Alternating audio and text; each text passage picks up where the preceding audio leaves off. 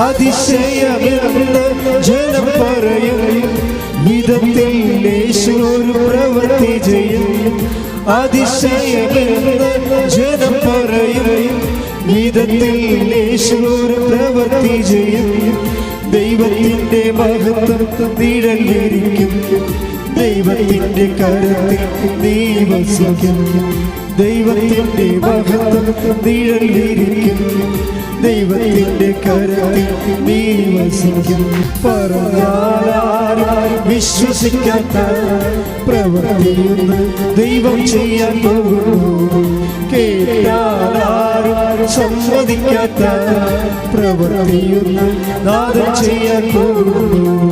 ഉടമ്പടി പ്രാർത്ഥനയല്ല ശരിക്കും പറഞ്ഞാൽ, അത് ചെയ്യണ ഒരു പദ്ധതിയാണ്. ഇപ്പോൾ നമ്മൾ വിശുദ്ധ ലൂക്കായുടെ സുവിശേഷം വായിക്കുമ്പോൾ കർത്താവ് പാനപാത്രം എടുത്തിട്ട് എന്താ പറഞ്ഞത്? ഇത് പുതിയ നിയമത്തിലെ എൻ്റെ ഉടമ്പടിയാകുന്നു, അല്ലേ? 2:20 ലൂക്ക 2:20. അത് ഉടമ്പടിയാകുന്നിട്ട് ഉടമ്പടി എന്താ ചെയ്യേണ്ടത്? ഉടമ്പടി ഇത് നിങ്ങളെൻ്റെ ഓർമ്മയ്ക്കായി ചെയ്യുവിൻ. അതാണ് 2:19. ഉടമ്പടി ചെയ്യണത് എങ്ങനെയാണ്? അപ്പോൾ ചൊല്ലുക, ചെയ്യുക പ്രാർത്ഥനയുടെ 2 രൂപങ്ങളാണ്. നമ്മൾ സന്ധ്യയ്ക്ക് പ്രാർത്ഥന എന്താ പറയണത്? നിങ്ങൾക്ക് പ്രാർത്ഥന ചെയ്യാവുന്നതാണോ പറയണത്? അല്ല, പ്രാർത്ഥന ചൊല്ലാവുന്ന പറയും. അപ്പോൾ അത് ചൊല്ലണ പ്രാർത്ഥനയാണ്. പിന്നെ ഹെവി ഡ്യൂട്ടി ആണെങ്കിൽ ചൊല്ലലേ നിൽക്കത്തില്ല കാര്യങ്ങൾ. ഹെവി ഡ്യൂട്ടി ആണെങ്കിലേ, ഇപ്പം രാവിലെ ഞാൻ കാപ്പി കുടിച്ചിറങ്ങുമ്പോൾ ഒരു മോളെ കണ്ടു. അപ്പോൾ അവൾ പറഞ്ഞു, വെച്ചാൽ എൻ്റെ ഉദരത്തിലുള്ള കുഞ്ഞിന് എന്താണ് ഡൗൺ സിൻഡ്രോം ആണെന്ന് ഡോക്ടർ പറയുന്നു. അപ്പോൾ അതുകൊണ്ട് എടുത്ത് കളയണമെന്നാണ് ഡോക്ടർ ഉദ്ദേശിക്കുന്നത്. അപ്പോൾ ഞാൻ അവളുടെ വയറെ തൊട്ട് വിശ്വാസ പ്രമാണം ചൊല്ലി. അപ്പോൾ ഞാൻ പറഞ്ഞു, നിനക്ക് വയറില്ലല്ലോ എന്ന് പറഞ്ഞ്. എന്താ കാര്യം? അവളുടെ വയർ ചെറിയ വയറാണ്, 3 മാസത്തെ വളർച്ചയില്ല. അപ്പോൾ അതെന്താ ചെയ്യേണ്ടത്? അത് ഹെവി ഡ്യൂട്ടിയാണ്. കാര്യം ഡൗൺ സിൻഡ്രോം എന്ന് പറഞ്ഞ് ഡോക്ടർമാർ പറഞ്ഞിട്ടുള്ള ഒത്തിരിയേറെ കുഞ്ഞുങ്ങളെ മാതാവ് നല്ല ആരോഗ്യമുള്ള മിടുക്കന്മാരായ കുഞ്ഞുങ്ങളായിട്ട് വയറ്റിലിട്ട് വളർത്തി പ്രസവിപ്പിച്ച് കൊടുത്തിട്ടുണ്ട്. പക്ഷെ അവിടെ എന്താ പ്രശ്നം വെച്ച് കഴിഞ്ഞാൽ, ആ ചൊല്ലണ പ്രാർത്ഥനയിൽ അവസാനിക്കത്തില്ലത്. അത് നമ്മൾ ഹെവി ഡ്യൂട്ടി വരുമ്പോൾ എപ്പോൾ എന്ത് ചെയ്യണം? ചെയ്യേണ്ടി വരും. കാര്യം വചനങ്ങളുടെ എല്ലാത്തിൻ്റെയും ഉദ്ദേശം അത് ചൊല്ലലല്ലല്ലോ. എന്താണത്? ചെയ്യണം. ഉടമ്പടി എപ്പോഴും ചെയ്യുന്ന പ്രാർത്ഥനയാണ്. ഉടമ്പടി എപ്പോഴും അതുകൊണ്ടാണ് നമ്മൾ ഇപ്പോൾ വിശുദ്ധ യോഹന്നാൻ്റെ സുവിശേഷം നമ്പർ 2:5 എന്ത് എഴുതിയിരിക്കണത്? അവൻ പറയണത് പോലെ ചെയ്യുവേൻ. അവൻ പറയണത് പോലെ ചെയ്യുവേൻ. അപ്പോൾ ജീവിതത്തിൽ കുറേ കാര്യങ്ങൾ നമ്മൾ അപ്ഗ്രഡേഷൻ പ്രാപിക്കണമെങ്കിൽ, അതായത് നമുക്കൊരു അപ്ഗ്രേഡ് ചെയ്യണമെങ്കിൽ, ദൈവമായിട്ടുള്ള ബന്ധം അപ്ഗ്രേഡ് ചെയ്യണമെങ്കിൽ സ്വാഭാവികമായിട്ട് പ്രെയർ ഫോം അപ്ഗ്രേഡ് ചെയ്യണം, പ്രാർത്ഥനാരൂപം അപ്ഗ്രേഡ് ചെയ്യണം. അപ്പോൾ ഉദാഹരണത്തിന് നമ്മൾ ഇപ്പോൾ 4G എന്ന് പറയുന്നു. ഇപ്പോഴേ 5Gയെക്കുറിച്ചാണ് ആൾക്കാർക്ക് ഫോണൊക്കെ ഇറങ്ങാൻ തുടങ്ങി, 5Gയുടെ ഫോൺ. അപ്പോൾ കൂടുതൽ സാധ്യതകളാണ് അതിലുണ്ട്, കൂടുതൽ ഓപ്ഷൻസ് അതിൻ്റെ അകത്തുണ്ടാകും. അപ്പോൾ ഇങ്ങനെ ഓരോ കാലം ചെല്ലുന്തോറും മൊബൈൽ പുതിയ ഓപ്ഷൻസ് വരികയും അപ്ഗ്രഡേഷൻ വരികയും. ഇതുപോലെ ആധുനിക കാലമായി കഴിഞ്ഞപ്പോൾ സ്വാഭാവികമായിട്ട് പ്രേയറിന് വന്നിട്ടുള്ള അപ്ഡേഷനാണ് ഉടമ്പടിയായിട്ട് കർത്താവ് നമ്മുടെ കയ്യിൽ തന്നിരിക്കുന്നത്. കാര്യം നമ്മൾ രാവിലെ എഴുന്നേറ്റ് പ്രാർത്ഥന, അതിൽ ഈ 20% മാത്രമേ ഉടമ്പടിയിൽ പ്രെയറുള്ളൂ. മരിയൻ ഉടമ്പടിയിൽ 20% വെറും 20% മാത്രമേ ചൊല്ലലുള്ളൂ. അതേതാണ്? രാവിലെ നമ്മൾ എഴുന്നേറ്റ് ചൊല്ലണ പ്രത്യക്ഷീകരണ പ്രാർത്ഥന, രാത്രി കുടുംബ പ്രാർത്ഥനയ്ക്ക് ശേഷം ചൊല്ലുന്ന ഉടമ്പടി പ്രാർത്ഥന. അതാണ് ഇതിൻ്റെ അകത്തുള്ള പ്രാർത്ഥന ചൊല്ലൽ. ബാക്കി 80% ചെയ്യലിലാണ് കിടക്കുന്നത്. ചില വ്യക്തികൾ ഇത് ചൊല്ലൽ മാത്രമായിട്ട് അവസാനിപ്പിക്കുമ്പോൾ ഈ 20%ലാണ് ഈ സാധനം വർക്ക് ചെയ്യണത്. അതറിയണം നിങ്ങൾ. ഉടമ്പടി എടുത്തിട്ട് എല്ലാവരും പറയണത് അയ്യോ പ്രത്യക്ഷീകരണ പ്രാർത്ഥന 5 മണിക്ക് എഴുന്നേറ്റ് ചെല്ലണമെന്ന് പറയും. 5 മണിക്ക് എഴുന്നേറ്റ് പ്രത്യക്ഷീകരണ പ്രാർത്ഥന ചെല്ലിയാലും കുടുംബ പ്രാർത്ഥന കഴിയുമ്പോൾ അതുപോലെ തന്നെ ഉടമ്പടി പ്രാർത്ഥന ചെല്ലിയാലും ആ ഉടമ്പടി എന്ന് പറയുന്ന പ്രോജക്റ്റിൻ്റെ 20% നമ്മൾ കവർ ചെയ്യണത്. ബാക്കി 80% മുഴുവനും ചെയ്യുന്നതിലാണ് കിടക്കുന്നത്. മനുഷ്യൻ്റെ നിത്യരക്ഷയുടെ വിഷയം വന്നപ്പോൾ ഈശോ തന്നെ പ്രേയറിനെ എടുത്ത് അപ്ഗ്രേഡ് ചെയ്ത് എന്ത് ചെയ്തു? അതിനെ ചെയ്യുന്ന പ്രാർത്ഥനയാക്കി മാറ്റി. ചെയ്യുന്ന പ്രാർത്ഥന, അപ്പം ചൊല്ലുന്ന പ്രാർത്ഥനയിൽ നിന്ന് ചെയ്യുന്ന പ്രാർത്ഥനയിലേക്ക് മാറ്റും. അപ്പം ചെയ്യുന്ന വിഷയമാകുമ്പോൾ നമ്മളെപ്പോഴും ഉടമ്പടി പുതുക്കാൻ വരുമ്പോൾ നിങ്ങളോട് ചോദിക്കുന്ന ചോദ്യങ്ങൾക്കെല്ലാം ക്ലാപ്പ് എന്ന് പറഞ്ഞ പത്രം തന്നിട്ടുണ്ടല്ലേ? അപ്പോൾ ആ ക്ലാപ്പ് വായിച്ച് നോക്കണം കേട്ടോ. എന്താണ്? അതായത് ക്ലാപ്പ് എന്ന് പറയുന്നത് ക്രിസ്ത്യൻ ലൈഫ് അസസ്മെൻറ്റ് പേപ്പർ എന്നാണ്. അതായത് നിങ്ങൾ ചെയ്യുന്ന കാര്യങ്ങളുടെ വിലയിരുത്തലാണ് അതിനകത്തുള്ളത് വരണത്. ഇപ്പോൾ ഞാൻ രോഗിയായിരുന്നു. ഇപ്പോൾ 25-35 വരുന്ന അവസാന ചോദ്യങ്ങളില്ല ഞാൻ രോഗിയായിരുന്നു, നിങ്ങളെന്നെ സന്ദർശിച്ചു. അപ്പോൾ സ്വാഭാവികമായി 90 ദിവസത്തിനുള്ളിൽ ആരെയൊക്കെ സന്ദർശിച്ചെന്ന് നമ്മൾ ഉടമ്പടി അസസ് ചെയ്യുന്നവരോട് പറയണം.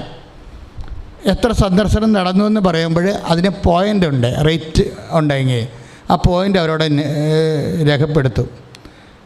പിന്നെ ഞാൻ എനിക്ക് വിശന്നു, നിങ്ങളെനിക്ക് ഭക്ഷണം തന്നു, അപ്പോൾ അത് ചെയ്യാനുള്ളതാണ് നമ്മൾ.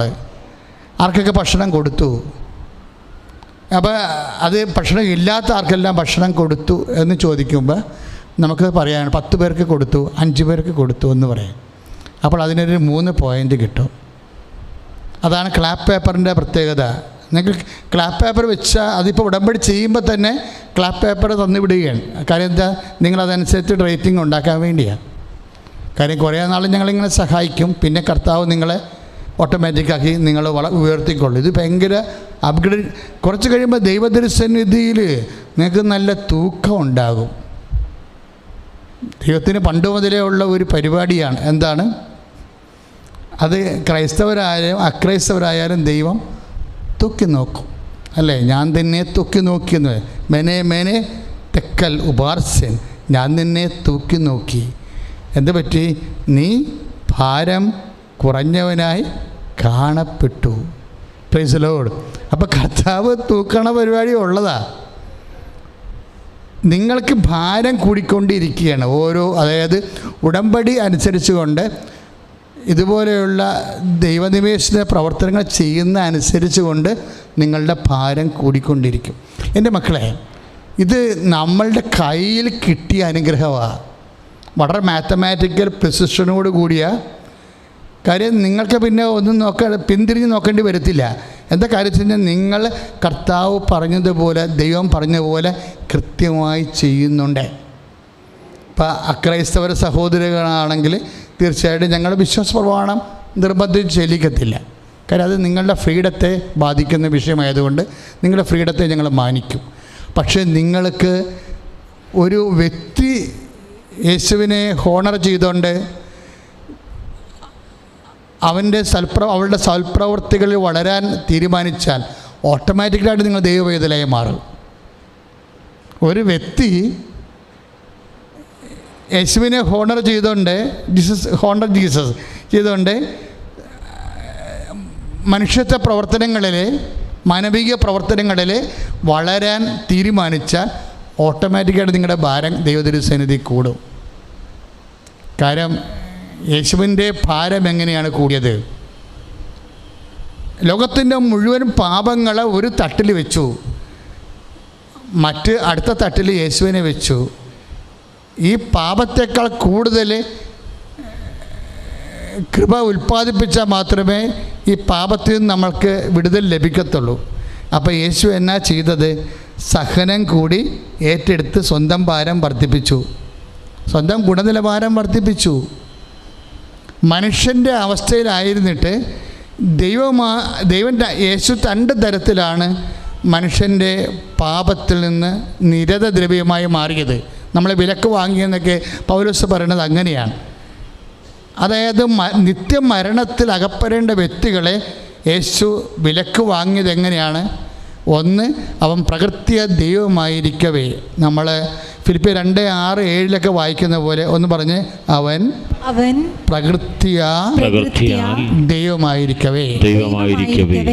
ദൈവത്തോടുള്ള സമാനത മുറുകെ പിടിക്കേണ്ട കാര്യമായി പരിഗണിക്കാതെ അവൻ തന്നെ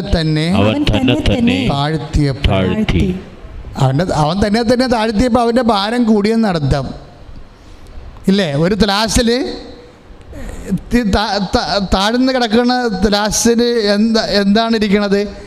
ഇപ്പോഴത്തെ ഇരിക്കുന്ന ത്ലാസിനേക്കാൾ ഭാരമാണുള്ളതാണ്. കർത്താവിൻ്റെ ഭാരം എങ്ങനെയാണ് കൂടിയത്? നമ്മളെ മുഴുവനും വിലക്ക് വാങ്ങിക്കാൻ വേണ്ടി മാത്രം ഭാരം കൂടിയ എങ്ങനെയാണ്? അവൻ തന്നെ താഴ്ത്തിയപ്പോഴാണ്. കൈയിടിച്ച് കർത്താവിനെ ഹല്ലേലൂയ. കരങ്ങൾ ഉയർത്തിക്കൊണ്ട് സ്തുതിക്കട്ടെ. ഹല്ലേലൂയ. കർത്താവേ, ഞങ്ങളങ്ങേ സ്തുതിച്ച് പ്രാർത്ഥിക്കുന്നു കർത്താവേ. അപ്പോൾ നിങ്ങൾ ചോദിക്കേണ്ടത് ഇതാണ്, ഇന്ന് നമ്മൾ വിഷമിക്കുന്ന വിഷമസന്ധികളെ എങ്ങനെ ദൈവത്തിന് ഉൾപ്പെടുത്തി കൃപ ആർജിച്ചുകൊണ്ട് നമ്മളുടെ ഭാരം, നമ്മുടെ ബാർഗെയിനിങ് കപ്പാസിറ്റി, വിലപേശ ശക്തി എങ്ങനെ വർദ്ധിപ്പിക്കാൻ പറ്റും? ദൈവദൃഷ്ടിന് എങ്ങനെ നമ്മുടെ ഭാരം കൂട്ടാൻ പറ്റും? അതിനാണ് നമ്മൾ എന്ത് ചെയ്യണത്? അവൻ പറയണത് പോലെ ചെയ്യുന്നത്. അവൻ പറഞ്ഞതാണ് ലോകം മുഴുവനും പോവുക, എല്ലാ സൃഷ്ടികളോടും സുവിശേഷം പ്രസംഗിക്കുക. അതിന് നമ്മളെന്താ ചെയ്യണത്? മൊബൈൽ എടുത്തിട്ട്, യൂട്യൂബ് എടുത്തിട്ട് ഇത് വചനധ്യാനങ്ങൾ ഷെയർ ചെയ്യും. പണ്ടത്തേനേക്കാൾ എന്ത് ഈസിയാണ്. ആസാമിലും പഞ്ചാബിലും ഒന്നും പോകേണ്ട കാര്യമില്ല. എന്താ? സുവിശേഷ പ്രവർത്തനം നിൻ്റെ വിരൽത്തുമ്പിലാണ്. ഈ ഒരു വിരലുണ്ടെങ്കിൽ എത്രയോ പേരെ കർത്താവിനെ ഒരു ദിവസം അറിയിക്കാം. പക്ഷേ വെറുതെ അറിയിക്കരുത്, പ്രാർത്ഥിച്ച് അറിയിക്കാവൂ. നിങ്ങളിരുന്ന് പ്രാർത്ഥിക്കണം. എങ്ങനെ? കർത്താവേ, ഞാനിങ്ങനെ ചെയ്യുമ്പോൾ ഇതാരാണ് ഈ വചനം കേൾക്കണത്? അവർ അങ്ങേ അറിയുവാൻ ഇടയാക്കണം. ഒന്ന് പ്രാർത്ഥിച്ചേ. എൻ്റെ കർത്താവേ, ഞാൻ മൊബൈലിലെ അങ്ങയുടെ വചന സന്ദേശം ഷെയർ ചെയ്യുമ്പോൾ അത് കേൾക്കുന്ന വ്യക്തികളെ അത് സ്വീകരിക്കുവാനും ഉൾക്കൊള്ളുവാനും അങ്ങയുടെ വചനം കേട്ട് വിശുദ്ധീകരിക്കപ്പെടുവാനും ശക്തീകരിക്കപ്പെടുവാനും ഇടയാക്കണമേ. ശ്രദ്ധിക്കട്ടെ. അപ്പം നിങ്ങളത് പ്രാർത്ഥിച്ചാണ് ചെയ്യണമെന്നുണ്ടെങ്കിൽ, ഇപ്പം തന്നെ വചനം എന്തിനാ? മറ്റുള്ളവർ വചനം കേൾക്കണേ എന്തിനാ? വചനത്തിൻ്റെ ഇപ്പം നമ്മൾ മരുന്ന് കഴിക്കണേ എന്തിനാ? നമുക്ക് രോഗം സൗഖ്യമാക്കാൻ. ഇതുപോലെ വചനത്തിന് ചില കഴിവുകളുണ്ട്. എന്താണ്? വചനം വ്യക്തിയെ വിശുദ്ധീകരിക്കാം. ഇപ്പം നമ്മൾ എല്ലാവർക്കും അറിയാവുന്ന വചനമാണ് യോഹന്നാൻ 15:3, ഞാൻ നിങ്ങളോട് പറഞ്ഞിട്ടുള്ള, ഏറ്റു പറഞ്ഞേ, ഞാൻ നിങ്ങളോട് പറഞ്ഞിട്ടുള്ള വചനം നിമിത്തം നിങ്ങൾ വിശുദ്ധിയുള്ളവരായിരിക്കുന്നു. അപ്പോൾ നമ്മൾ ഷെയർ ചെയ്യുന്ന വചനത്തിലൂടെ അവർ കേൾക്കുമ്പോൾ അവർക്ക് എന്നാ പറ്റും? വചനം കേട്ടാൽ തന്നെ വിശുദ്ധി ഉണ്ടാകും. വിശുദ്ധി ഉണ്ടായാൽ പിന്നെ അടുത്ത നടപടി എന്താണ്? ശക്തി കൂടും, ഭാരം കൂടും. വിശുദ്ധി ഉണ്ടായാൽ പിന്നെ അടുത്ത വചനത്തിൻ്റെ നടപടി എന്താണ്? ശക്തി കൂടും. അതാണ് റോമ 1:16 പറയണത് അല്ലേ? ദൈവവചനം ഏറ്റു പറഞ്ഞ ദൈവവചനം രക്ഷയിലേക്ക് നയിക്കുന്ന യേശുക്രിസ്തുവിന്റെ ദൈവത്തിന്റെ ശക്തിയാണ്. ശ്രുതികട്ടെ. ഹല്ലേലൂയ. ഇപ്പോൾ നമ്മൾ അച്ഛൻ കർത്താവിൻ്റെ അരൂപിയിൽ നിങ്ങളോട് സംസാരിച്ചുകൊണ്ടിരിക്കുന്നത് എങ്ങനെയാണ് ഉടമ്പടി നമ്മളെ അപ്ഗ്രേഡ് ചെയ്യണത്, ഭാരം ഉള്ളവരാക്കുന്നത്. അതായത് കൃപയുടെ ഭാരം വെപ്പിക്കുന്നത് എങ്ങനെയാണ് നമ്മൾ ബലിഷ്ഠമാകണത്. ഉടമ്പടി കഴിഞ്ഞ് കറക്റ്റായിട്ടാണ് നിങ്ങൾ ചെയ്യണമെങ്കിൽ ഒരാഴ്ചക്കുള്ളിൽ നിങ്ങളുടെ കപ്പാസിറ്റി വർദ്ധിക്കും. കാര്യം ബൈബിളെല്ലാം കപ്പാസിറ്റി എന്നാണ് പറയണത്, കഴിവെന്നാണ് പറയണത്. അത് കൃപയായാലും അത് കഴിവാണ് ശരിക്കും. അവൻ്റെ നാമത്തെ വിശ്വസിക്കുന്നവർക്കെല്ലാം, ഇപ്പം ഇപ്പം യോഹന്നാനില്ലേ അല്ലേ 1:12 എന്താ പറയണത്? ഒന്ന് പേര് പറഞ്ഞ അവൻ്റെ നാമത്തിൽ വിശ്വസിക്കുന്നവർക്കെല്ലാം ദൈവമക്കളാകാനുള്ള കഴിവ് നൽകി. ഏറ്റു പറഞ്ഞ് അവൻ്റെ നാമത്തിൽ വിശ്വസിക്കുന്നവർക്കെല്ലാം ദൈവമക്കളാകാനുള്ള കഴിവ് നൽകി. കൈ അടിച്ച് കർത്താൻ. ഉടമ്പടിയുടെ ഓരോ ദിവസം ചെല്ലും തോറും നിങ്ങൾ വചനം അവൻ പറയണ പോലെ ചെയ്തുകൊണ്ടിരിക്കുമ്പോൾ എന്നാ സംഭവിക്കണത്? ദൈവമക്കളാകാനുള്ള കഴിവ് എന്നാണ്. ദൈവമക്കളാകാനുള്ള കഴിവ് വർദ്ധിക്കുകയാണ്. കാര്യം വിശ്വാസം ചെയ്താണ് കഴിവ് വർദ്ധിക്കുന്നത് നമുക്ക്. അതാണ് 1:12 പറയണത്. അവൻ്റെ നാമത്തിൽ വിശ്വസിക്കുന്ന, ഒന്ന് പറഞ്ഞേ, അവൻ്റെ നാമത്തിൽ വിശ്വസിക്കുന്നവർക്കെല്ലാം ദൈവമക്കളാകാനുള്ള കഴിവ് നൽകി. അപ്പം ദൈവത്തിൻ്റെ മക്കളായിട്ട് മാറും. അപ്പോൾ സ്വാഭാവികമായിട്ട് ദൈവത്തിൻ്റെ സ്വത്തിൽ നമുക്ക് ഓട്ടോമാറ്റിക്കൽ അവകാശികളാകും. അതാണ് ഉദ്ദേശിക്കുന്നത്. അപ്പം ഇതെല്ലാം ചെയ്യുമ്പോൾ ഇപ്പോൾ കൃപാസനം പത്രമായാലും ശരി, മറ്റുള്ള മനുഷ്യർക്ക് പ്രാർത്ഥിച്ച് കൊടുക്കുമ്പോഴായാലും നിങ്ങൾ ഓർക്കണം, നിങ്ങളെ കർത്താവ് ഈ മാസം ചെയ്ത അടയാളങ്ങളും അത്ഭുതങ്ങളും ഈ മാസം ആൾത്താറിൽ പറഞ്ഞ കർത്താവിൻ്റെ വചന വെളിപാടുകളുമാണ് നമ്മൾ കൈമാറുന്നത്. അവർ വായിക്കുമ്പോൾ തീർച്ചയായിട്ടും അവർക്ക് അതിൻ്റെ അനുഗ്രഹങ്ങളുണ്ടാകും. പക്ഷെ നമ്മൾ കൊടുക്കുന്ന വ്യക്തികൾ പ്രാർത്ഥിച്ച് കൊടുക്കണം. കാര്യം നമ്മൾ കർത്താവിൻ്റെ അവൻ പറയണത് പോലെ ചെയ്ത് അതനുസരിച്ച് ദൈവമക്കളാകാനുള്ള കഴിവ് നമ്മൾ വർദ്ധിപ്പിക്കുകയാണ്. കാര്യം വിശ്വാസത്തിൻ്റെ പ്രശ്നം ഇപ്പം റോമ 1:12 പറഞ്ഞാൽ എന്താ പറയണത്? അവൻ്റെ നാമത്തിൽ വിശ്വസിക്കുന്നവർക്കെല്ലാം ദൈവമക്കളാകാനുള്ള കഴിവ് നൽകി. പക്ഷേ വിശ്വാസത്തിനൊരു പ്രശ്നം, വിശ്വാസം എപ്പോഴും ഇങ്ങനെ പരിപൂർണമാക്കപ്പെടണം. അതിനിപ്പോഴും പ്രവർത്തനങ്ങൾ എപ്പോഴും ഉണ്ടായിക്കൊണ്ടിരിക്കണം. പ്രാർത്ഥന കൊണ്ട് മാത്രം ഉണ്ടായിക്കൊണ്ട് വരില്ല. വിശ്വാസം എപ്പോഴും എന്താ സംഭവിക്കേണ്ടത്? അത് പരിപൂർണമാക്കിക്കൊണ്ടിരിക്കണം. അത് പ്രവർത്തനം കൊണ്ടാണ്, പ്രാർത്ഥന കൊണ്ടല്ല. യാക്കോബ് 2:22 എടുത്ത് ശ്രുതികട ഹല്ലേലൂയ. യാക്കോബ് 2:22 അവൻ്റെ വിശ്വാസം അവൻ്റെ പ്രവർത്തികളെ സഹായിച്ചുവെന്നും, ഏറ്റു പറഞ്ഞ് അവൻ്റെ വിശ്വാസം അവൻ്റെ പ്രവർത്തികളെ സഹായിച്ചുവെന്നും വിശ്വാസം പ്രവർത്തികളാൽ പൂർണ്ണമാക്കപ്പെടുന്നുവെന്നും നിങ്ങൾ അറിയുന്നുവല്ലോ. വിശ്വാസം പൂർണ്ണമാക്കണം എങ്ങനെയാ? പ്രവർത്തികളിലാ. അതായത് ഉടമ്പടിയിൽ മുഴുവനുള്ള എന്താണ്?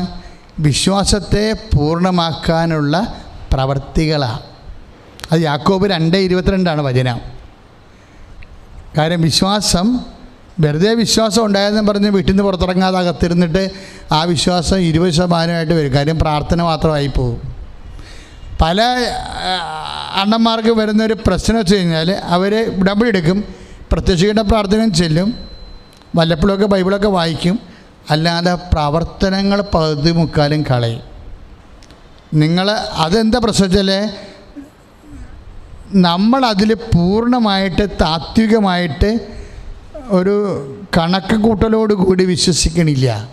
എന്തിനാണ് ഇപ്പോൾ ഈ പ്രവർത്തനമൊക്കെ ചെയ്യണത്? കഴിഞ്ഞ പോലെ ഞാൻ പറയുമായിരുന്നു, അതായത് ഇപ്പോൾ ഒരു വീട്ടിലാണെങ്കിൽ ആൾക്കാർ കുറവാണ്, ഭയങ്കര കുറവാണ്. അപ്പനും 2 മക്കളും അമ്മയൊക്കെ ഉള്ളൂ അല്ലേ. ഇപ്പം തറവാട്ടി കെട്ടി വന്നാൽ അതൊക്കെ നല്ല പണിയായിരിക്കും. കാര്യം അപ്പനും അമ്മയും പ്രായമായവർ, കിടപ്പ് രോഗികൾ അവിടെ ഉള്ളത്. അപ്പം മാറി താമസിക്കുന്നവർ ഞങ്ങൾ രക്ഷപ്പെട്ടെന്നും പറഞ്ഞിരിക്കുകയും. കാര്യം എന്താണ്? തറവാട്ടിൽ അപ്പനും അമ്മയും കുളിക്കാതെയും തേക്കാതെയൊക്കെ മണവും പിടിച്ച് കിടക്കിയിരിക്കും.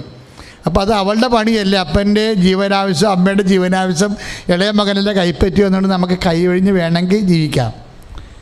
പക്ഷെ നീ നല്ല ക്രിസ്ത്യാനിയാണെങ്കിൽ, നല്ല ദൈവ പൈതലാണെങ്കിൽ, ക്രിസ്ത്യാനി എന്നതിനേക്കാൾ നല്ല ദൈവ പൈതലാണെങ്കിൽ നീ തറവാട്ടിൽ പോടും.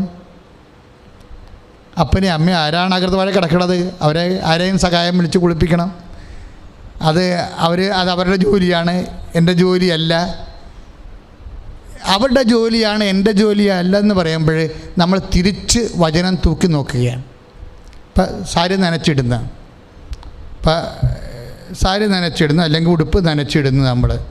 ഇപ്പോൾ നമ്മുടെ ഉടുപ്പ് അലക്കാൻ ചെന്നപ്പോൾ കഴിഞ്ഞപ്പോൾ അത് അവിടെ നനഞ്ഞിരുന്ന് മടയം വെച്ചിരിക്കുകയാണ്.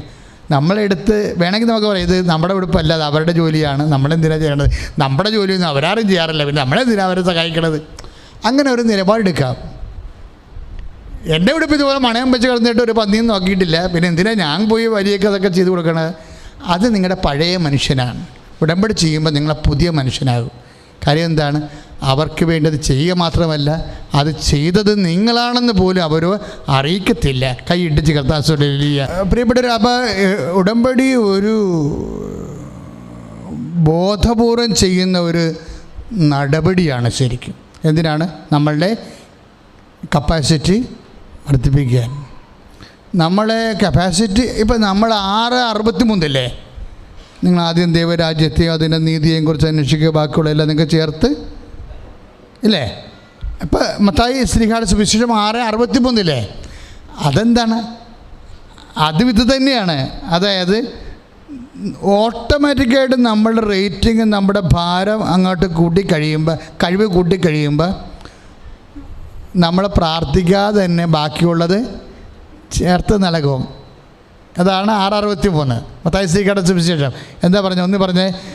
നിങ്ങളാദ്യം ദൈവരാജ്യത്തെയും അതിൻ്റെ നീതിയെയും. ദൈവരാജ്യത്തിൻ്റെ നീതിയാണ്, ദൈവരാജ്യത്തിൻ്റെ നീതിയാണ്.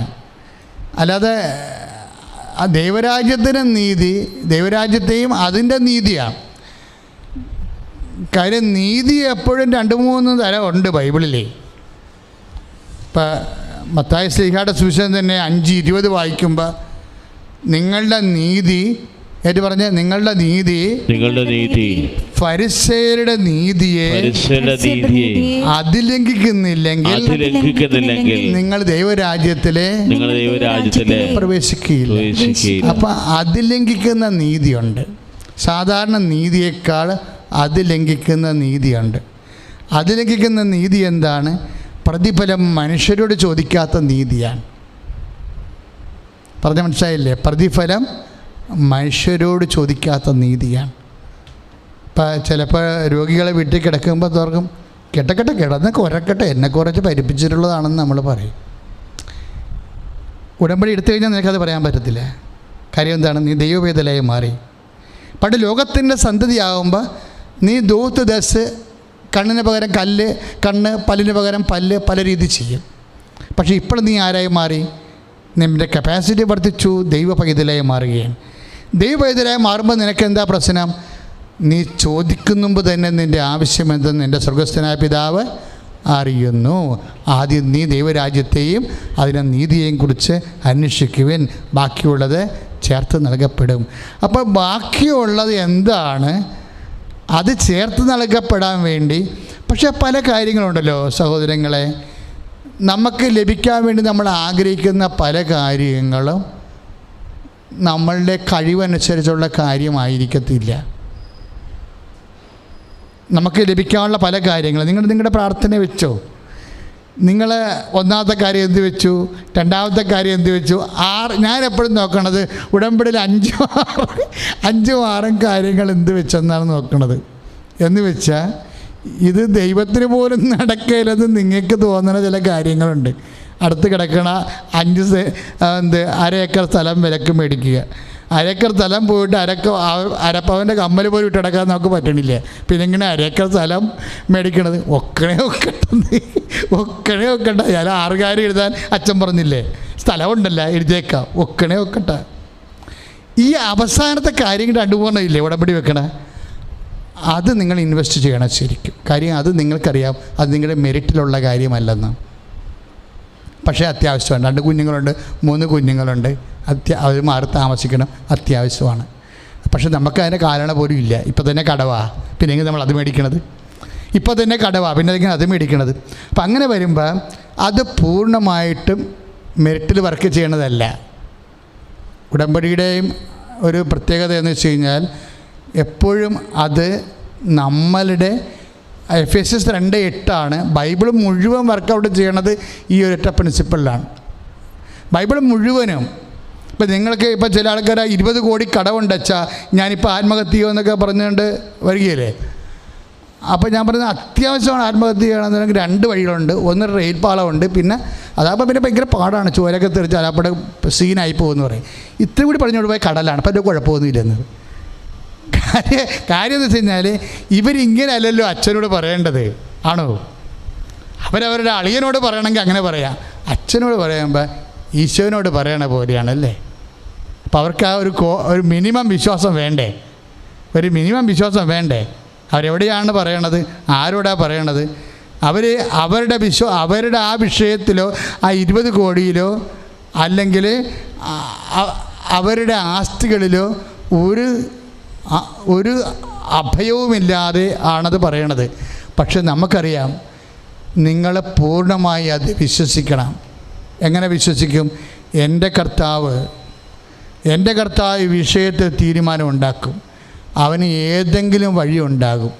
കാര്യം അവനെക്കുറിച്ച് പറയണത് ഐസയ്യായുടെ പുസ്തകമൊക്കെ വായിക്കുമ്പോൾ സമുദ്രത്തിൽ വഴിവെട്ടണവനാണെന്നാണ്. കൈയിടിച്ച് കർത്താവിനെ സ്തുതിക്കട്ടെ, ഹല്ലേലൂയ. അതുപോലെ തന്നെ കൊടുങ്കാറ്റ് ജീവിതത്തിൽ നമുക്ക് വരാൻ സാധ്യതയുള്ളതാണ്, അല്ലേ?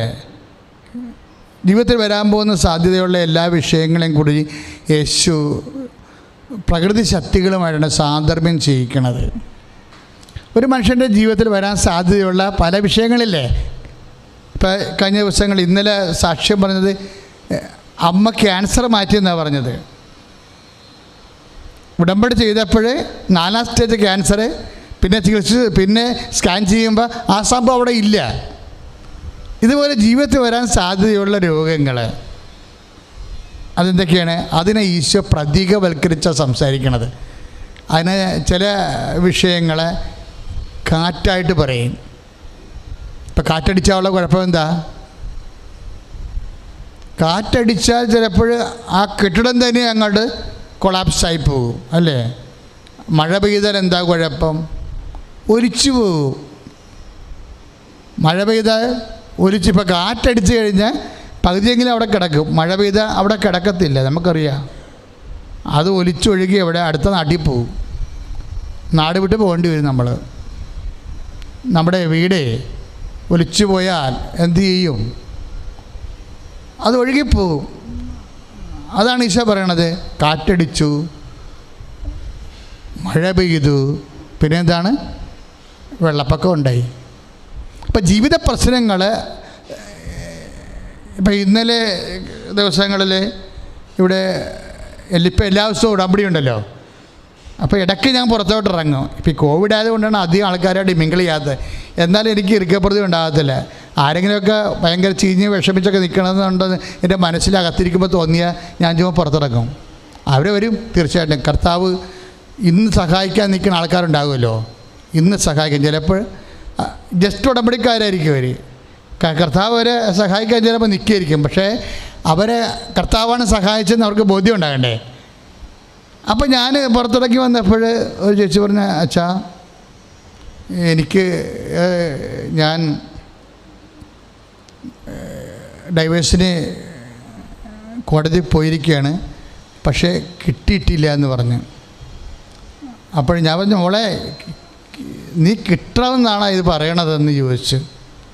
അപ്പോൾ ഞാൻ പറഞ്ഞു, അവൾ പറഞ്ഞ് എനിക്ക് ജീവിക്കാൻ പറ്റത്തില്ല അച്ഛാ എന്ന് പറഞ്ഞു. അപ്പം ഞാൻ നീ മുട്ടേ നിൽക്കാൻ പറഞ്ഞു. കാര്യം എന്ന് വെച്ച് കഴിഞ്ഞാൽ ഒരിക്കലൊരു മനുഷ്യനെ CBI റെയ്ഡ് ചെയ്തപ്പോൾ അയാൾ എന്നോട് പറഞ്ഞ വാക്ക്, നാളെ ഞാൻ അച്ഛനെ വിളിച്ചില്ലെങ്കിൽ ഞാൻ അകത്തായിരിക്കുമെന്ന് അച്ഛൻ കരുതിയാൽ മതി, ഈ സിമ്മ് ഞാൻ ഒടിക്കാൻ പോകണമെന്നാണ് പറഞ്ഞു. അപ്പോൾ പരിശുദ്ധാത്മാവ് എന്നോട് പറഞ്ഞത് ജീസസ് ചേഞ്ച് ദ ഹാർട്ട് എന്ന് പ്രെയർ ചെയ്യാൻ പറഞ്ഞു. ഉടനെ ഞാൻ പറഞ്ഞു, ജീസസ് ചേഞ്ച് ദ ഹാർട്ട്. ഞാൻ ആദ്യമായിട്ടാണ് അങ്ങനെ ഒരു പ്രാർത്ഥന പരിശുദ്ധാത്മാവിൽ നിന്ന് കേൾക്കുന്നത്. കാര്യം താഴെ CBI ഉണ്ട്, അയാൾ 14ാം നിലയിൽ നിൽക്കുകയും അവർക്ക് കിട്ടണില്ല. അപ്പോൾ ഇയാൾക്കറിയാം, ഇയാൾ ട്രേസ് ഔട്ട് അറിഞ്ഞിട്ടാണ് ഇയാൾ ഇതിൻ്റെ മുകളിൽ കയറി നിൽക്കണത്.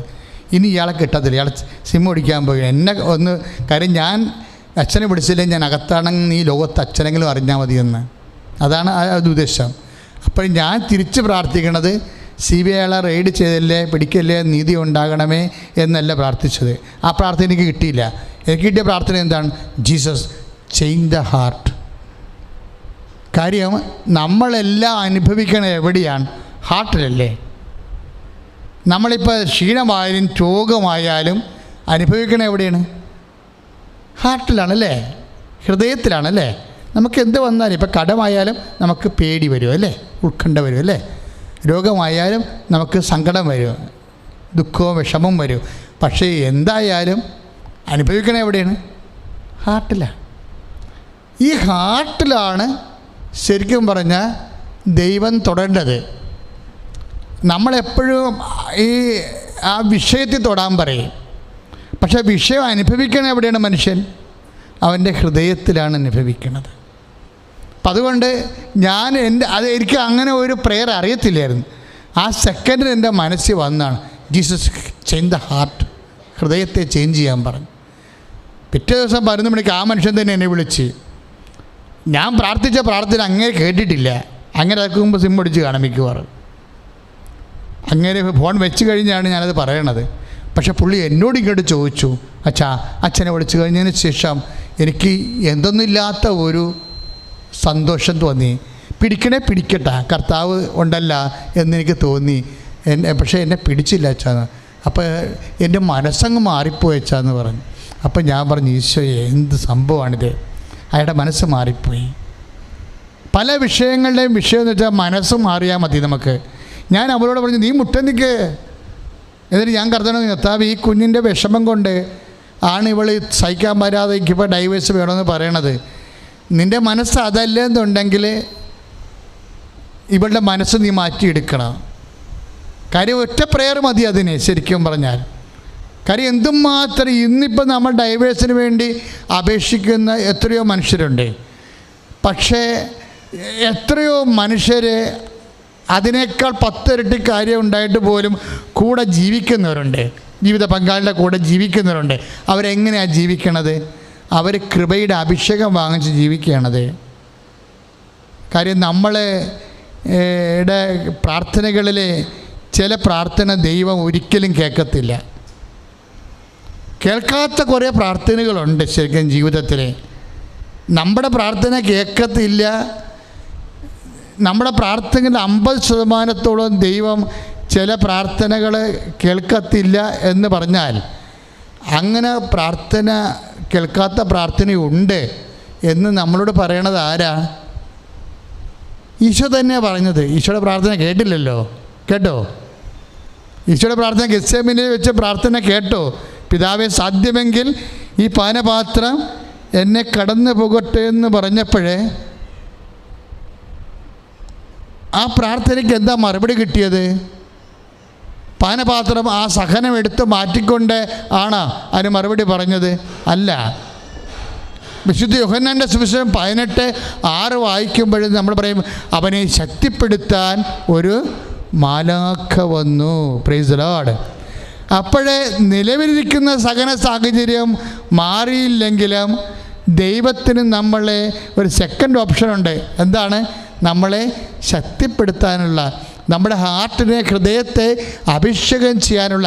ദൈവവേദലേ, നീ എന്തെങ്കിലും കാര്യങ്ങൾ നിനക്ക് സഹിക്കാൻ പറ്റാത്തതുണ്ടെങ്കിൽ നീ അത് മാറാൻ പ്രാർത്ഥിച്ചോ. പക്ഷെ അതിൻ്റെ കൂടെ നീ പറയണം, അപ്പാ എങ്കിലും എൻ്റെ ഇഷ്ടമല്ല അങ്ങയുടെ ഇഷ്ടം നിറവേറട്ടെ. സ്തുതിക്കട്ടെ. ഹല്ലേലൂയ. പരിശുദ്ധ പരമദിവ്യകാരുണ്യത്തിന് അപ്പോഴെങ്കിലും ജീവിതത്തിൽ വെള്ളപ്പൊക്കം ഉണ്ടായാലും, ജീവിതത്തിൽ കാറ്റൂതിയാലും, മഴ പെയ്താലും പിന്നെ എന്ത് ചെയ്യണം? അതിനൊക്കെ പോംവഴി ഉണ്ടെന്നാണ് ഈശോ പറയണത്. എല്ലാം നിങ്ങൾ സഹിക്കേണ്ട കാര്യമില്ല. പറഞ്ഞാൽ മനസ്സിലായോ? എല്ലാം നിങ്ങൾ സഹിക്കേണ്ട കാര്യമില്ല. ജീവിതത്തിൽ വെള്ളപ്പൊക്കം ഉണ്ടായാലും, ജീവിതത്തിൽ കാറ്റൂതിയാലും, കൊടുങ്കാറ്റുണ്ടായാലും, മഴ പെയ്താലും ജീവിതം ഒലിച്ചു പോകാതിരിക്കാൻ വേണ്ടി പ്രതിവിധികളുണ്ടെന്നാണ് ഈശോ പറയണത്. അതെന്താണ്? ഉടമ്പടിയാ. അതെന്താണ്? ഉടമ്പടിയാ. നമ്മളെ ഉടമ്പടി എന്താ പറയണത്? അവൻ പറയണത് പോലെ അവർക്ക് വീഞ്ഞില്ല, സമാധാനമില്ല, രോഗമില്ല, രോഗമാണ്, മക്കളില്ല, വിവാഹം ഒക്കണില്ല, ജോലിയില്ല എന്നൊക്കെ പറയുമ്പോഴേ ഇല്ല എന്ന് ഈശോയോട് പറഞ്ഞാൽ പരിശുദ്ധ അമ്മ നമുക്ക് വേണ്ടി പറഞ്ഞാൽ പരിശുദ്ധാത്മാവ് അമ്മയോട് പറയും എന്താണ്, ഇല്ലാത്ത എല്ലാം ഉണ്ടാക്കാം, എന്ത് ചെയ്യണം, അവൻ പറയണത് പോലെ ചെയ്യാൻ പറയും. അതും ഒരു മരിയൻ ഫോർമുല അല്ല, നമുക്കറിയാം. അത് അനാദികാലം മുതൽ മനുഷ്യനും ദൈവവും തമ്മിൽ കണ്ടുമുട്ടിയ കാലം മുതലുള്ള ഒരു ദൈവിക ഫോർമുലയാണ്. നിവൃത്തിയില്ലാത്ത ദൈവപൈതങ്ങളെ നിലനിർത്താൻ വേണ്ടിയുള്ള ദൈവ സംവിധാനമാണ്. എന്താണ്?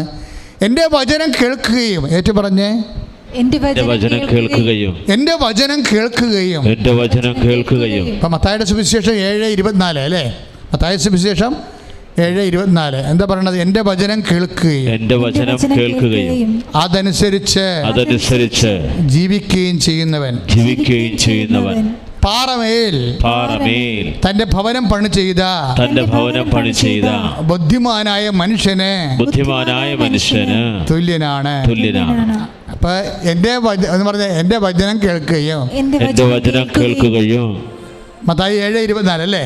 എൻ്റെ വചനം കേൾക്കുകയും അതനുസരിച്ച് ജീവിക്കുകയും ചെയ്യുന്നവൻ പാറമേൽ തന്റെ ഭവനം പണി ചെയ്ത ബുദ്ധിമാനായ മനുഷ്യന് തുല്യനാണ്. എന്ന് വെച്ചാൽ എൻ്റെ വചനം കേൾക്കുകയും അതനുസരിച്ച് ജീവിക്കുകയും, എന്ന് വെച്ചാൽ അവൻ പറയണത് പോലെ ചെയ്താൽ. ആരാണവൻ? ഈസ് എൻ ഇൻ്റലിജൻ്റ് മാൻ. അവൻ ആരാണ്? ഈസ് എ വൈസ് മാൻ.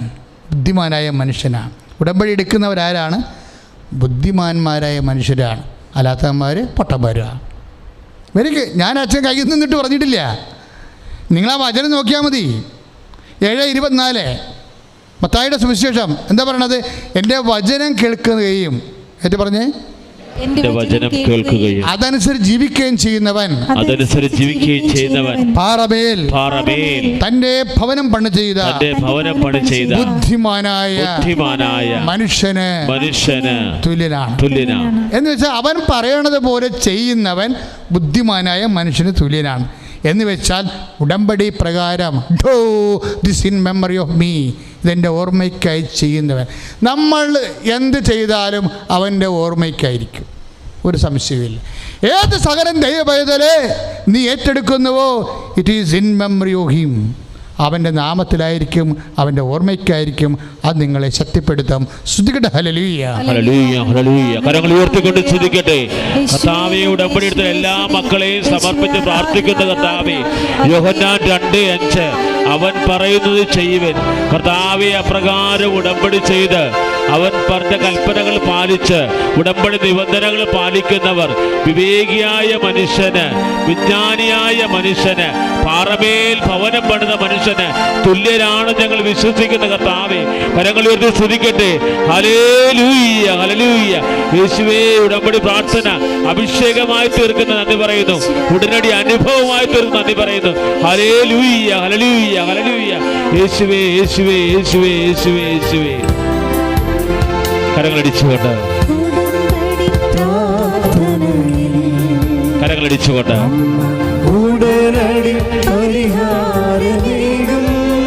ചേർത്ത് പാടാം. ഉടമ്പടി പ്രാർത്ഥനയിൽ ഉടനടി പരിഹാരമേകും. അവൻ പറയുന്നതും ചെയ്തിടുകയും ജീവിതം ധന്യമായി തീർന്നിടും.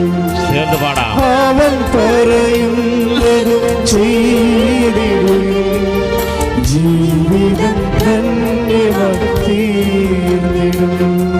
പരിശുദ്ധ പരമദിവ്യകാരുണ്യത്തിന് ആരാധനയും സ്തുതിയും പുകഴ്ചയും ഉണ്ടായിരിക്കട്ടെ. അപ്പം നിങ്ങൾ തീക്ഷ്ണതയുള്ള ആൾക്കാരായിട്ട് മാറണം. സുവിശേഷ പ്രവർത്തനങ്ങളിൽ തീക്ഷ്ണതയുള്ളവരെ. ഇപ്പം നിങ്ങൾക്കറിയാമോ, കൃപാസനത്തിൽ ഈ ലോക്ക്ഡൗൺ ഒന്നും നമ്മളെ ബാധിച്ചില്ല. എന്താ?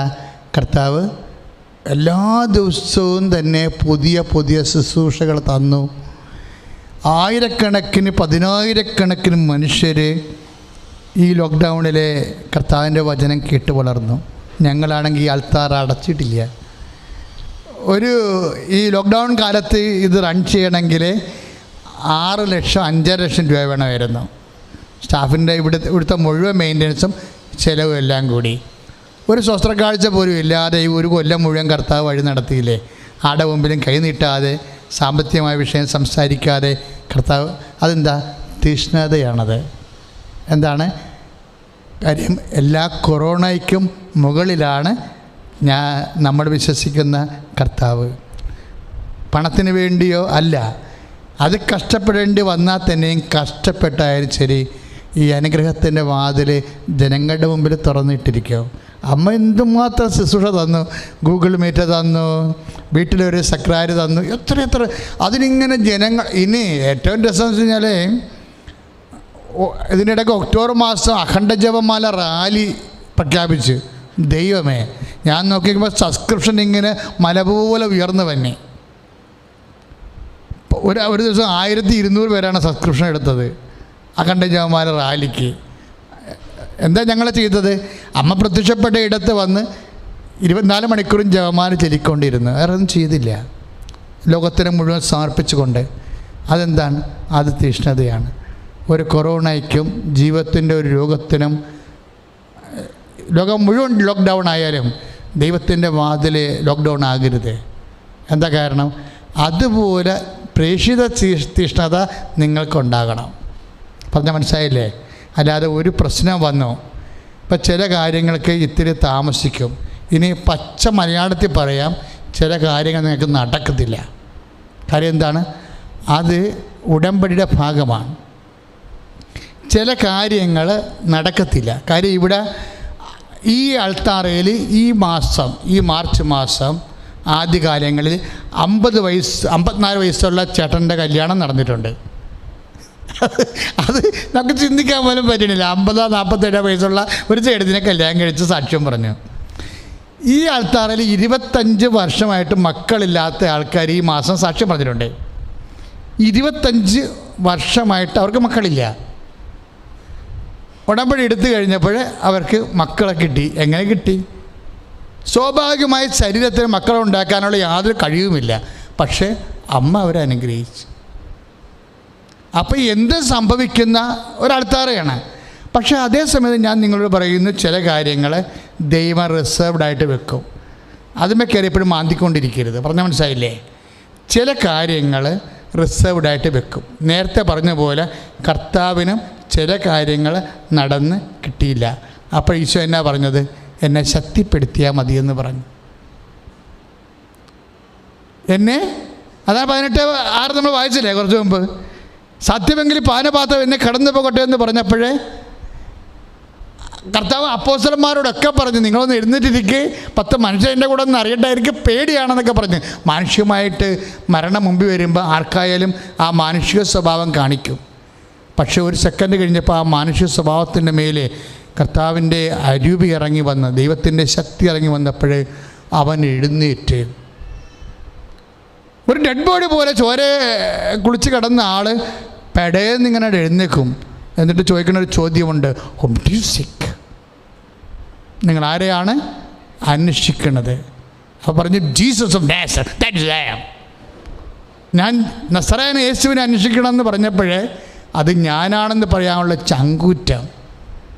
ആ ചങ്കൂറ്റമാണ് ദൈവത്തിൻ്റെ ശക്തി. ദൈവവേദനേ, ചില സമയത്ത് നിൻ്റെ ഒരു ഭൗതികവും പദാർത്ഥമാത്രമായ പ്രാർത്ഥനകൾക്ക് ദൈവം ഉത്തരം തന്നില്ലെങ്കിൽ അതിൻ്റെ അർത്ഥം നിനക്ക് സ്വർഗീയമായ ചങ്കൂറ്റവും കരളുറപ്പനും നിന്നെ അഭിഷേകം ചെയ്യാൻ തിരഞ്ഞെടുത്തിരിക്കുന്നു. കൈയടിച്ചു കൊടുത്ത ആസോടെ ഹല്ലേലൂയ.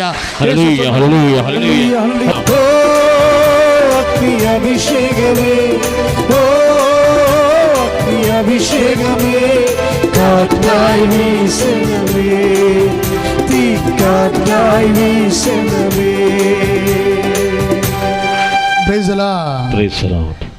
അതായത് ചില പ്രാർത്ഥനകൾക്ക് ഇതുപോലെ ഉത്തരം താമസിക്കുകയോ കിട്ടാതിരിക്കുകയോ ചെയ്യുമ്പോൾ പരിശുദ്ധാത്മാവ് പറയുന്ന ഒരു വാക്കുണ്ട്. ചില പ്രാർത്ഥനയ്ക്ക് കാര്യം അറിയാമല്ലോ. ഇപ്പോൾ ഈശോ എന്നാ ചെയ്തത്? നമുക്ക് ലഭിക്കാത്ത പ്രാർത്ഥന എന്താ ചെയ്തത്? ഈശോ സമർപ്പിച്ചു കഴിഞ്ഞു. എൻ്റെ ഇഷ്ടമല്ല അങ്ങയുടെ ഇഷ്ടം. അപ്പോഴെന്താ പറ്റിയത്? ശക്തിയുടെ ഒരു മാർഗം എന്താണ്? സമർപ്പണമാണ്. ദൈവശക്തിയുടെ ഒരു മാർഗം എന്താണ്? സന്മനസ്സോടെയുള്ള സമർപ്പണമാണ്. അങ്ങനെ സമർപ്പിച്ച് കഴിയുമ്പോൾ സ്വാഭാവികമായിട്ട് നമുക്കറിയാമല്ലോ, സർവൈവ് ചെയ്യാൻ വേണ്ടി വളരെ പ്രയാസങ്ങളിരിക്കുന്നവർ സർവൈവ് ചെയ്യാൻ വേണ്ടി പരിശുദ്ധാത്മാവ് പറയുന്ന വേറൊരു വാക്കുണ്ട്. എന്താണ്? നിങ്ങളുടെ ആത്മധൈര്യം നിങ്ങൾ നഷ്ടപ്പെടുത്തരുത്. നമ്മളെ ഹെബ്രായ ലേഖനം 10:35, ഹെബ്രായർ 10:35 എന്താ പറയണത്? ഏറ്റു പറഞ്ഞ നിങ്ങളുടെ ആത്മധൈര്യം നിങ്ങൾ നഷ്ടപ്പെടുത്തരുത് എന്ന് വെച്ചാൽ അതിൻ്റെ അർത്ഥം എന്താണ്? നിങ്ങൾ മനസ്സിടരരുത് എന്നർത്ഥം. ഒരു വിഷയം ഇപ്പം 6 ഒരു കാര്യം നടന്നില്ല എന്നുണ്ടെങ്കിൽ നിങ്ങൾ മനസ്സ് ഇടരരുത്. എന്താണ് കാര്യം മനസ്സിടരണ്ടെന്ന് പറയാൻ കാര്യം? ഹെബ്രായർ 10:35 എന്താ പറയണത്? അതിൻ്റെ താഴെ പറയുന്നുണ്ട്. അതെന്താണ്? നിങ്ങളുടെ ആത്മധൈര്യമില്ലേ, കാര്യങ്ങൾ കിട്ടാഞ്ഞിട്ടും കർത്താവിൻ്റെ തിരുസന്നിധിയിൽ കണ്ണീരിലൂടെ നിൽക്കുന്ന ഒരു ആത്മധൈര്യമില്ലേ? ഇപ്പം മക്കൾക്ക് വേണ്ടി പ്രാർത്ഥിച്ചു. നമ്മളിപ്പോൾ ഉടമ്പടി പുതുക്കിയിട്ടും ചിലർക്ക് മക്കളായില്ലെന്ന് വിചാരിച്ചോ, എന്നിട്ടും നമ്മൾ കർത്താവിൻ്റെ തിരുസന്നിധിയിൽ നിൽക്കുകയാണ്. എന്തിനാ നിൽക്കുമ്പോഴേ? പിതാവേ, അങ്ങയുടെ ഇഷ്ടമെങ്കിൽ എനിക്ക് കുഞ്ഞിനെ തരണം, അല്ലെങ്കിൽ എനിക്ക് എന്ത് തരണം? കുഞ്ഞില്ലാതെ ജീവിക്കാനുള്ള ശക്തി തരണം. കാര്യം പല അമ്മമാരുടെയും ശക്തി കളഞ്ഞിരിക്കുന്ന ആരാണ്? കുഞ്ഞുങ്ങളാണ്. സംശയമുണ്ടാ? ഉടമ്പടി ചെയ്തിരിക്കണ മുഴുവർക്ക് മക്കളുണ്ടാക്കിയ പ്രശ്നങ്ങൾക്ക് പരിഹാരം തരണേ. പല അമ്മമാരുടെയും ശക്തി കളഞ്ഞിരിക്കുന്നത് ആരാ? മക്കളാണ്. പക്ഷെ മക്കളെ കിട്ടാത്തിടത്തോളം കാലം അമ്മമാർ ദൈവം ഏതാണ്ട് അവരോട് വലിയ സങ്കടങ്ങൾ ചെയ്തതെന്നും പറഞ്ഞിരിക്കും. ഒരു കാര്യം ഇത്രയേ ഉള്ളൂ നിങ്ങൾ ചെയ്യേണ്ടത്. അതായത് ദൈവത്തിരുസന്നിധിയിൽ പ്രാർത്ഥിക്കുമ്പോൾ ആദ്യം ചെയ്യേണ്ടത് എന്താണ്? ഹെബ്രായർ 10:35 എന്താണ്? ആത്മധൈര്യം കളയരുത്. എന്താ കാര്യം എന്നറിയാവോ? നിങ്ങളുടെ വിഷയത്തെക്കാൾ വലിയ കാര്യമാണ് വിശ്വാസം. പലപ്പോഴും മനുഷ്യന് സംഭവിക്കണം എന്താ അറിയാവോ? അവൻ്റെ നിങ്ങളുടെ വിശ്വാസം പലപ്പോഴും വിഷയത്തേക്കാൾ ചെറുതായി പോകും. അതാണ് വിഷയം നിങ്ങളെ വിഴുങ്ങണത്. നമ്മുടെ വിഷയം നമ്മുടെ വിശ്വാസത്തേക്കാൾ ചെറുതാകുമെങ്കിലേ സ്വാഭാവികമായിട്ട് നിങ്ങൾ വിശ്വാസിയായി തുടരുന്നത് അർത്ഥമില്ല. ഞാൻ പറഞ്ഞതിൻ്റെ അർത്ഥം മനസ്സിലാകുന്നുണ്ടോ? ഒരു വിഷയം നിങ്ങളെ വിഴുങ്ങിയെന്ന് വിചാരിച്ചോ? ഒരു മനുഷ്യനെ വിഴുങ്ങേണ്ടത് എന്താണ്? വിശ്വാസമല്ലല്ലോ. വിഷയമല്ല മനുഷ്യനെ വിഴുങ്ങേണ്ടത്. പിന്നെ എന്താണ്?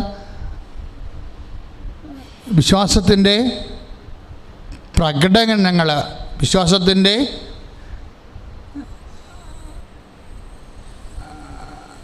ദൈവതിരുസന്നിധി സമർപ്പിക്കുന്ന വിശ്വാസത്തിൻ്റെ പ്രകടനങ്ങൾ. അതായത് അതിലെന്താ പറയണത്? അത് പ്രാർത്ഥന വരും, പിന്നെ പ്രവർത്തനം വരും. എൻ്റെ ആലയത്തെക്കുറിച്ചുള്ള തീക്ഷ്ണത, അവൻ്റെ ആലയത്തെക്കുറിച്ചുള്ള തീക്ഷ്ണത അവനെ വിഴുങ്ങിക്കളഞ്ഞെന്ന് പറഞ്ഞാൽ എന്താണ്? എൻ്റെ ആലയം സകല ജനങ്ങൾക്കുമുള്ള പ്രാർത്ഥനാലയം എന്ന് വിളിക്കപ്പെടും. പ്രാർത്ഥന അവനെ വിഴുങ്ങിയെന്ന് എൻ്റെ അർത്ഥം.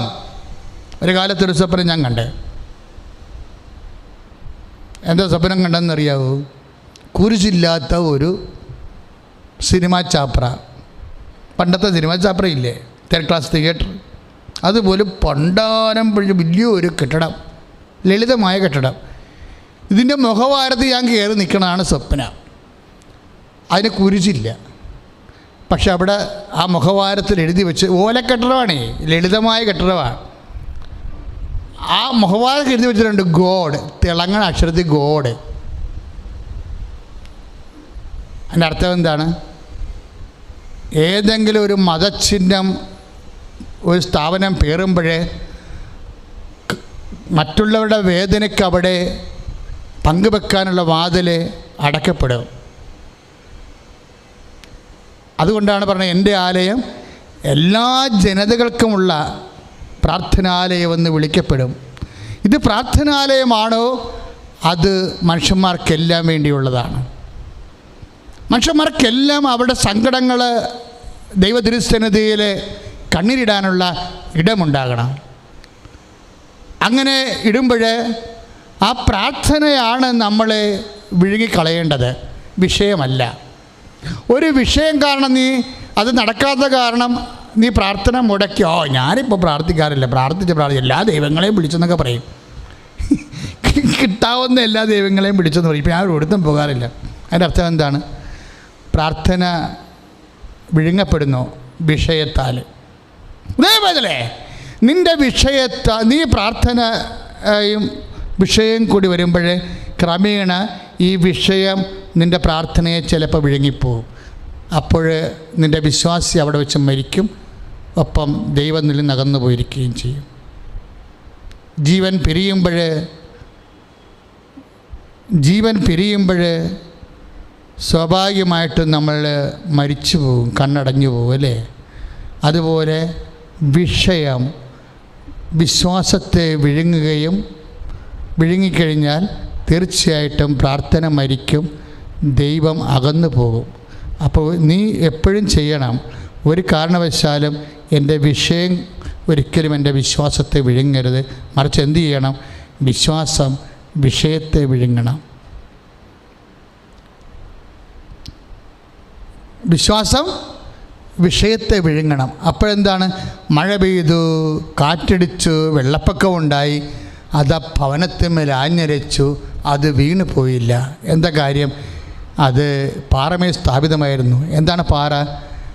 ദൈവവചനം കേൾക്കുകയും അതനുസരിച്ച് ജീവിക്കുന്നത്. ഇപ്പം അമ്മയെക്കുറിച്ച് റെഫർ ചെയ്യുന്ന എല്ലാ സമയങ്ങളിലും ഈശോ പറയും, ആരാണ് എൻ്റെ അമ്മ എന്ന് ചോദിച്ചിട്ട് പറയണത് എന്താ? ഉടമ്പടിയുടെ കൈയും കാലും വെച്ച രൂപമാണ് എൻ്റെ അമ്മയെന്ന് പറയും. ആരാണ് എൻ്റെ അമ്മയെന്ന് ചോദിച്ചിട്ട് ഈശോ എന്നാ പറയണത്? ഉടമ്പടിയുടെ കൈയും കാലും വെച്ച രൂപമാണ് എൻ്റെ അമ്മ. എന്താ കാര്യം? ദൈവവചനം കേൾക്കുകയും അതനുസരിച്ച് ജീവിക്കുകയും ചെയ്യുന്നയാൾ. ദൈവവേദനേ, ഇതെല്ലാം വല്ലതും സുവിശേഷത്തിലുണ്ടോ? ഈ ഉടമ്പടി പ്രാർത്ഥനയ്ക്ക് പുതിയ പുസ്തകത്തിന് 17 അധ്യായങ്ങളാണ്. ഒരു പക്ഷേ ലോകത്തിലെ സഭയിലുണ്ടായിട്ടുള്ള ഏത് പ്രാർത്ഥനയേക്കാൾ കൂടുതൽ അധ്യായങ്ങളുള്ളത് ഈ ഉടമ്പടി പ്രാർത്ഥനയ്ക്കാണ്. എന്താ കാര്യം? ഇത് ഏറ്റവും ഇഷ്ട ഉടമ്പടിയാണ്. ദൈവവും മനുഷ്യനും തമ്മിലുള്ള എല്ലാ ജീവിതവും. ആരാണ് എൻ്റെ അമ്മയെന്ന് ചോദിച്ചിട്ട് ഈശോ പറയും, ഉടമ്പടിക്ക് കൈയും കാലും വെച്ച ആളാണെന്ന് പറയും, അവരൊരു ഉടമ്പടിയാണെന്ന് പറയും. 2:19 ഇപ്പം നമ്മൾ വിശുദ്ധ ലൂക്കാൻ്റെ സുവിശേഷം 11:27 വായിച്ചാലും 8:21 വായിച്ചാലും ഒരു വചനമാണ്. എന്താണ്? ആരാണ് എൻ്റെ അമ്മ? ആരാണമ്മ? ദൈവവചനം കേൾക്കുകയും അതനുസരിച്ച് ജീവിക്കുകയും അവൻ പറയുന്ന പോലെ ചെയ്യുന്നയാളാണ്. ആരാണമ്മ? അവൻ പറയുന്ന പോലെ ചെയ്യുന്ന ആളിൻ്റെ പ്രതികരണം എന്താണ്? ഹൃദയത്തെ സംഗ്രഹിക്കലാണ് പ്രതികരണം. എന്തെങ്കിലും കാര്യങ്ങൾക്ക് പ്രാർത്ഥനയ്ക്ക് ഉത്തരം താമസിച്ചു പോകുമ്പോൾ പരിശുദ്ധമ്മ, അവൻ്റെ അമ്മ, ആ വിഷയം ഹൃദയത്തിൽ സംഗ്രഹിക്കും. അല്ലാതെ മത്സരിക്കാനോ തട്ടുപിടിക്കാനോ നിരാശപ്പെടാനോ ഇല്ല. കാര്യം എന്താണ്? ഇനി ശരിക്കും പറഞ്ഞാൽ വിശുദ്ധ ലൂക്കായുടെ സുവിശേഷം 8:21, ലൂക്ക 2:19 ആരാണ് എൻ്റെ അമ്മ എന്ന് ചോദിക്കുമ്പോൾ ദൈവവചനം കേൾക്കുകയും അതനുസരിച്ച് ജീവിക്കുകയും ചെയ്യുന്നയാളെന്ന് പറയുമ്പോൾ യോഹന്നാൻ 2:5 അവൻ പറയണത് പോലെ ചെയ്യുന്നതാണ്. അത് മത്തായിയുടെ സുവിശേഷം 2:7-24. മഴ പെയ്തു, വെള്ളപ്പൊക്കം ഉണ്ടായില്ലേ? ഔസപിതാവ് ഉപേക്ഷിക്കാൻ തീരുമാനിച്ചില്ലേ? കാറ്റടിച്ചില്ലേ? വെള്ളപ്പൊക്കം ഉണ്ടായില്ലേ? വീണോ? അത് അപ്പാ തന്നെ സെറ്റ് ചെയ്തോളൂ എന്നും പറഞ്ഞുകൊണ്ട് അവർ എലിസബത്തിനെ കാണാൻ പോയി. മേരി, അതൊരു നിലപാടാണ്. ഉടമ്പടി എടുക്കുന്നവൻ്റെ നിലപാട്. കൈ ഇടിച്ച് കർത്താവേ കൃപ ചൊരിയണമേ എന്ന് പ്രാർത്ഥിക്കുന്നു. ഉടമ്പടി പ്രാർത്ഥനയിൽ അമ്മ ഉടനടി പരിഹാരമേകും. കരങ്ങളടിച്ചുകൊണ്ട് ഉടമ്പടി പ്രാർത്ഥനയിൽ അമ്മ ഉടനടി പരിഹാരമേകും.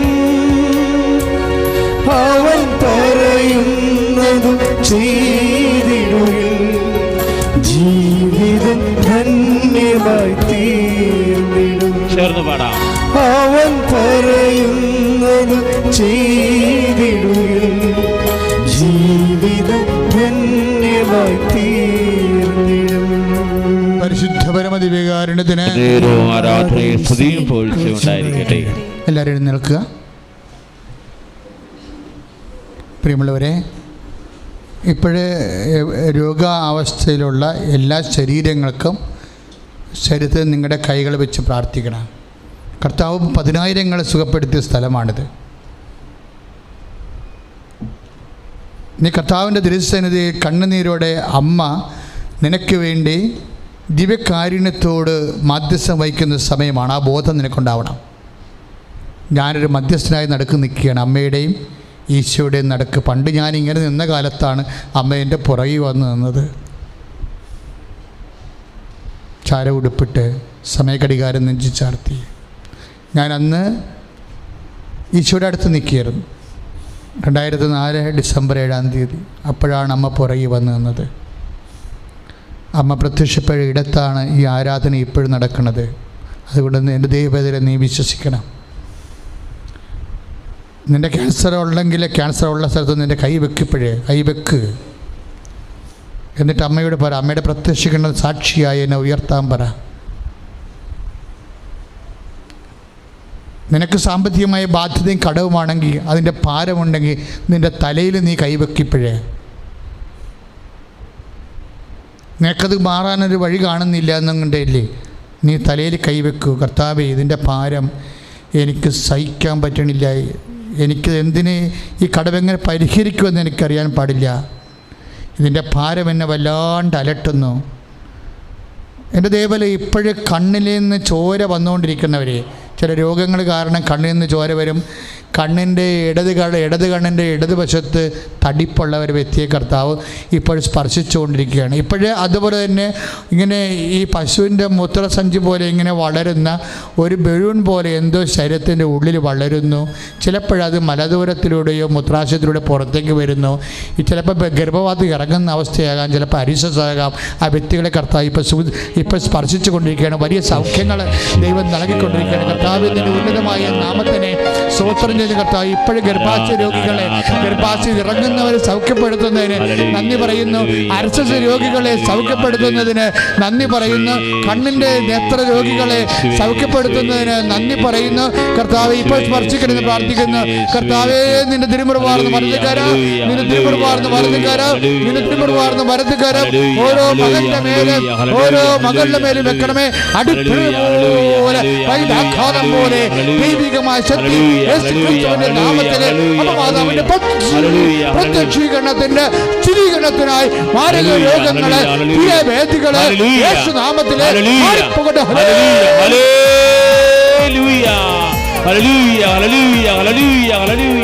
യേശുവേ ആരാധന.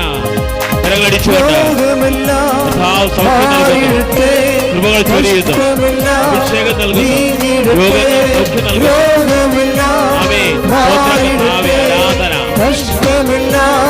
നീങ്ങിടട്ടെ, തിരുമുറിവിനാൽ സുഖപ്പെടട്ടെ, തിരുമുറിവിനാൽ സുഖപ്പെടട്ടെ. തിരുക്കരത്താൽ താങ്ങിയെന്റെ തിരുരക്തത്താൽ കഴുകണമേ. തിരുക്കരത്താൽ താങ്ങിയെന്റെ തിരുരക്തത്താൽ കഴുകണമേ. പെരുമഴ പെയ്യട്ടെ, പെരുമഴ പെയ്യട്ടെ. യേശുവിൻ രക്തം, യേശുവിൻ രക്തം, യേശുവിൻ തിരുരക്തം, യേശുവിൻ രക്തം, യേശുവിൻ രക്തം, യേശുവിൻ തിരുരക്തം. പ്രിയമുള്ളവരെ, നടുവിന് കൈവെക്കാൻ പറഞ്ഞിട്ടുണ്ട് ഈശോ. നടുവിന് കൈവെക്കാൻ പറഞ്ഞിട്ടുണ്ട് ഈശോ. എന്തിനാണ്? എല്ലാവരും അല്ല, കിഡ്നി രോഗികളെ, നടുവിന് വേദനയുള്ളവർ, നടുവിന് നീറിറങ്ങി വീഴുന്നവർ, നടുവിൻ്റെ അസ്ഥികൾക്ക് ദ്രവിപ്പുള്ളവർ, കശേരികൾ ഡിസ്ലൊക്കേറ്റ് ആയവർ ഒക്കെ കൈകൾ വെച്ചുകൊണ്ട് ഇപ്പോഴും പ്രാർത്ഥിക്കേണ്ടതാണ്.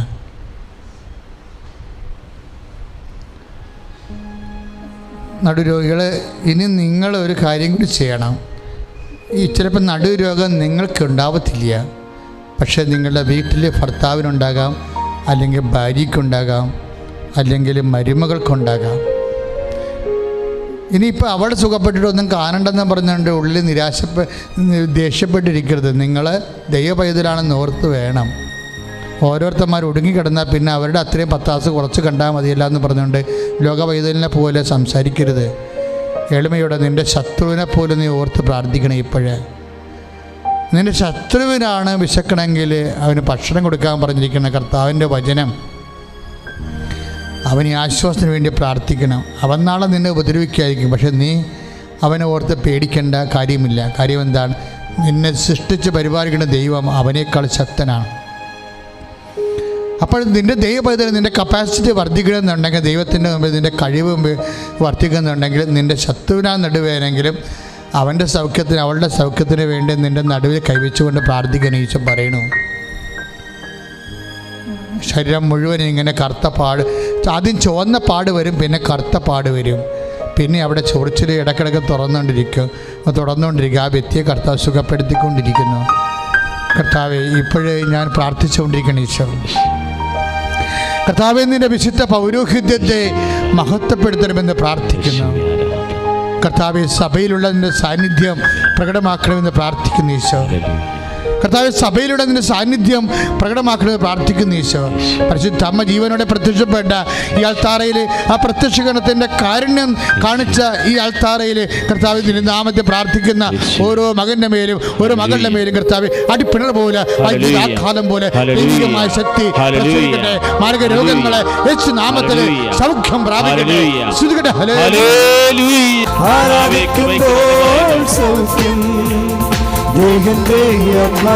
സമാധാന സന്തോഷം ദാനമായവൻ നൽകിടും. സമാധാന സന്തോഷം ദാനമായവൻ നൽകിടും. പരിശുദ്ധ പരമ ദിവ്യകാരുണ്യനാഥന് ആരാധനയും സ്തുതിയും പുകഴ്ചയും ഉണ്ടാകട്ടെ. പ്രിയപ്പെട്ടവരെ, തൈറോയ്ഡ് രോഗികളെ തൊണ്ടയിൽ കൈവെക്കുക. തൈറോയ്ഡ് രോഗികളെ തൊണ്ടയിൽ കൈവെക്കുക. പാങ്ക്രിയാസ് രോഗികളെ കരളിൻ്റെ സ്ഥാനത്ത് കൈവെക്കുക. താഴെ ഇടത് നെഞ്ചിൻ്റെ കൂമ്പിന് താഴെ കൈവെക്കുക.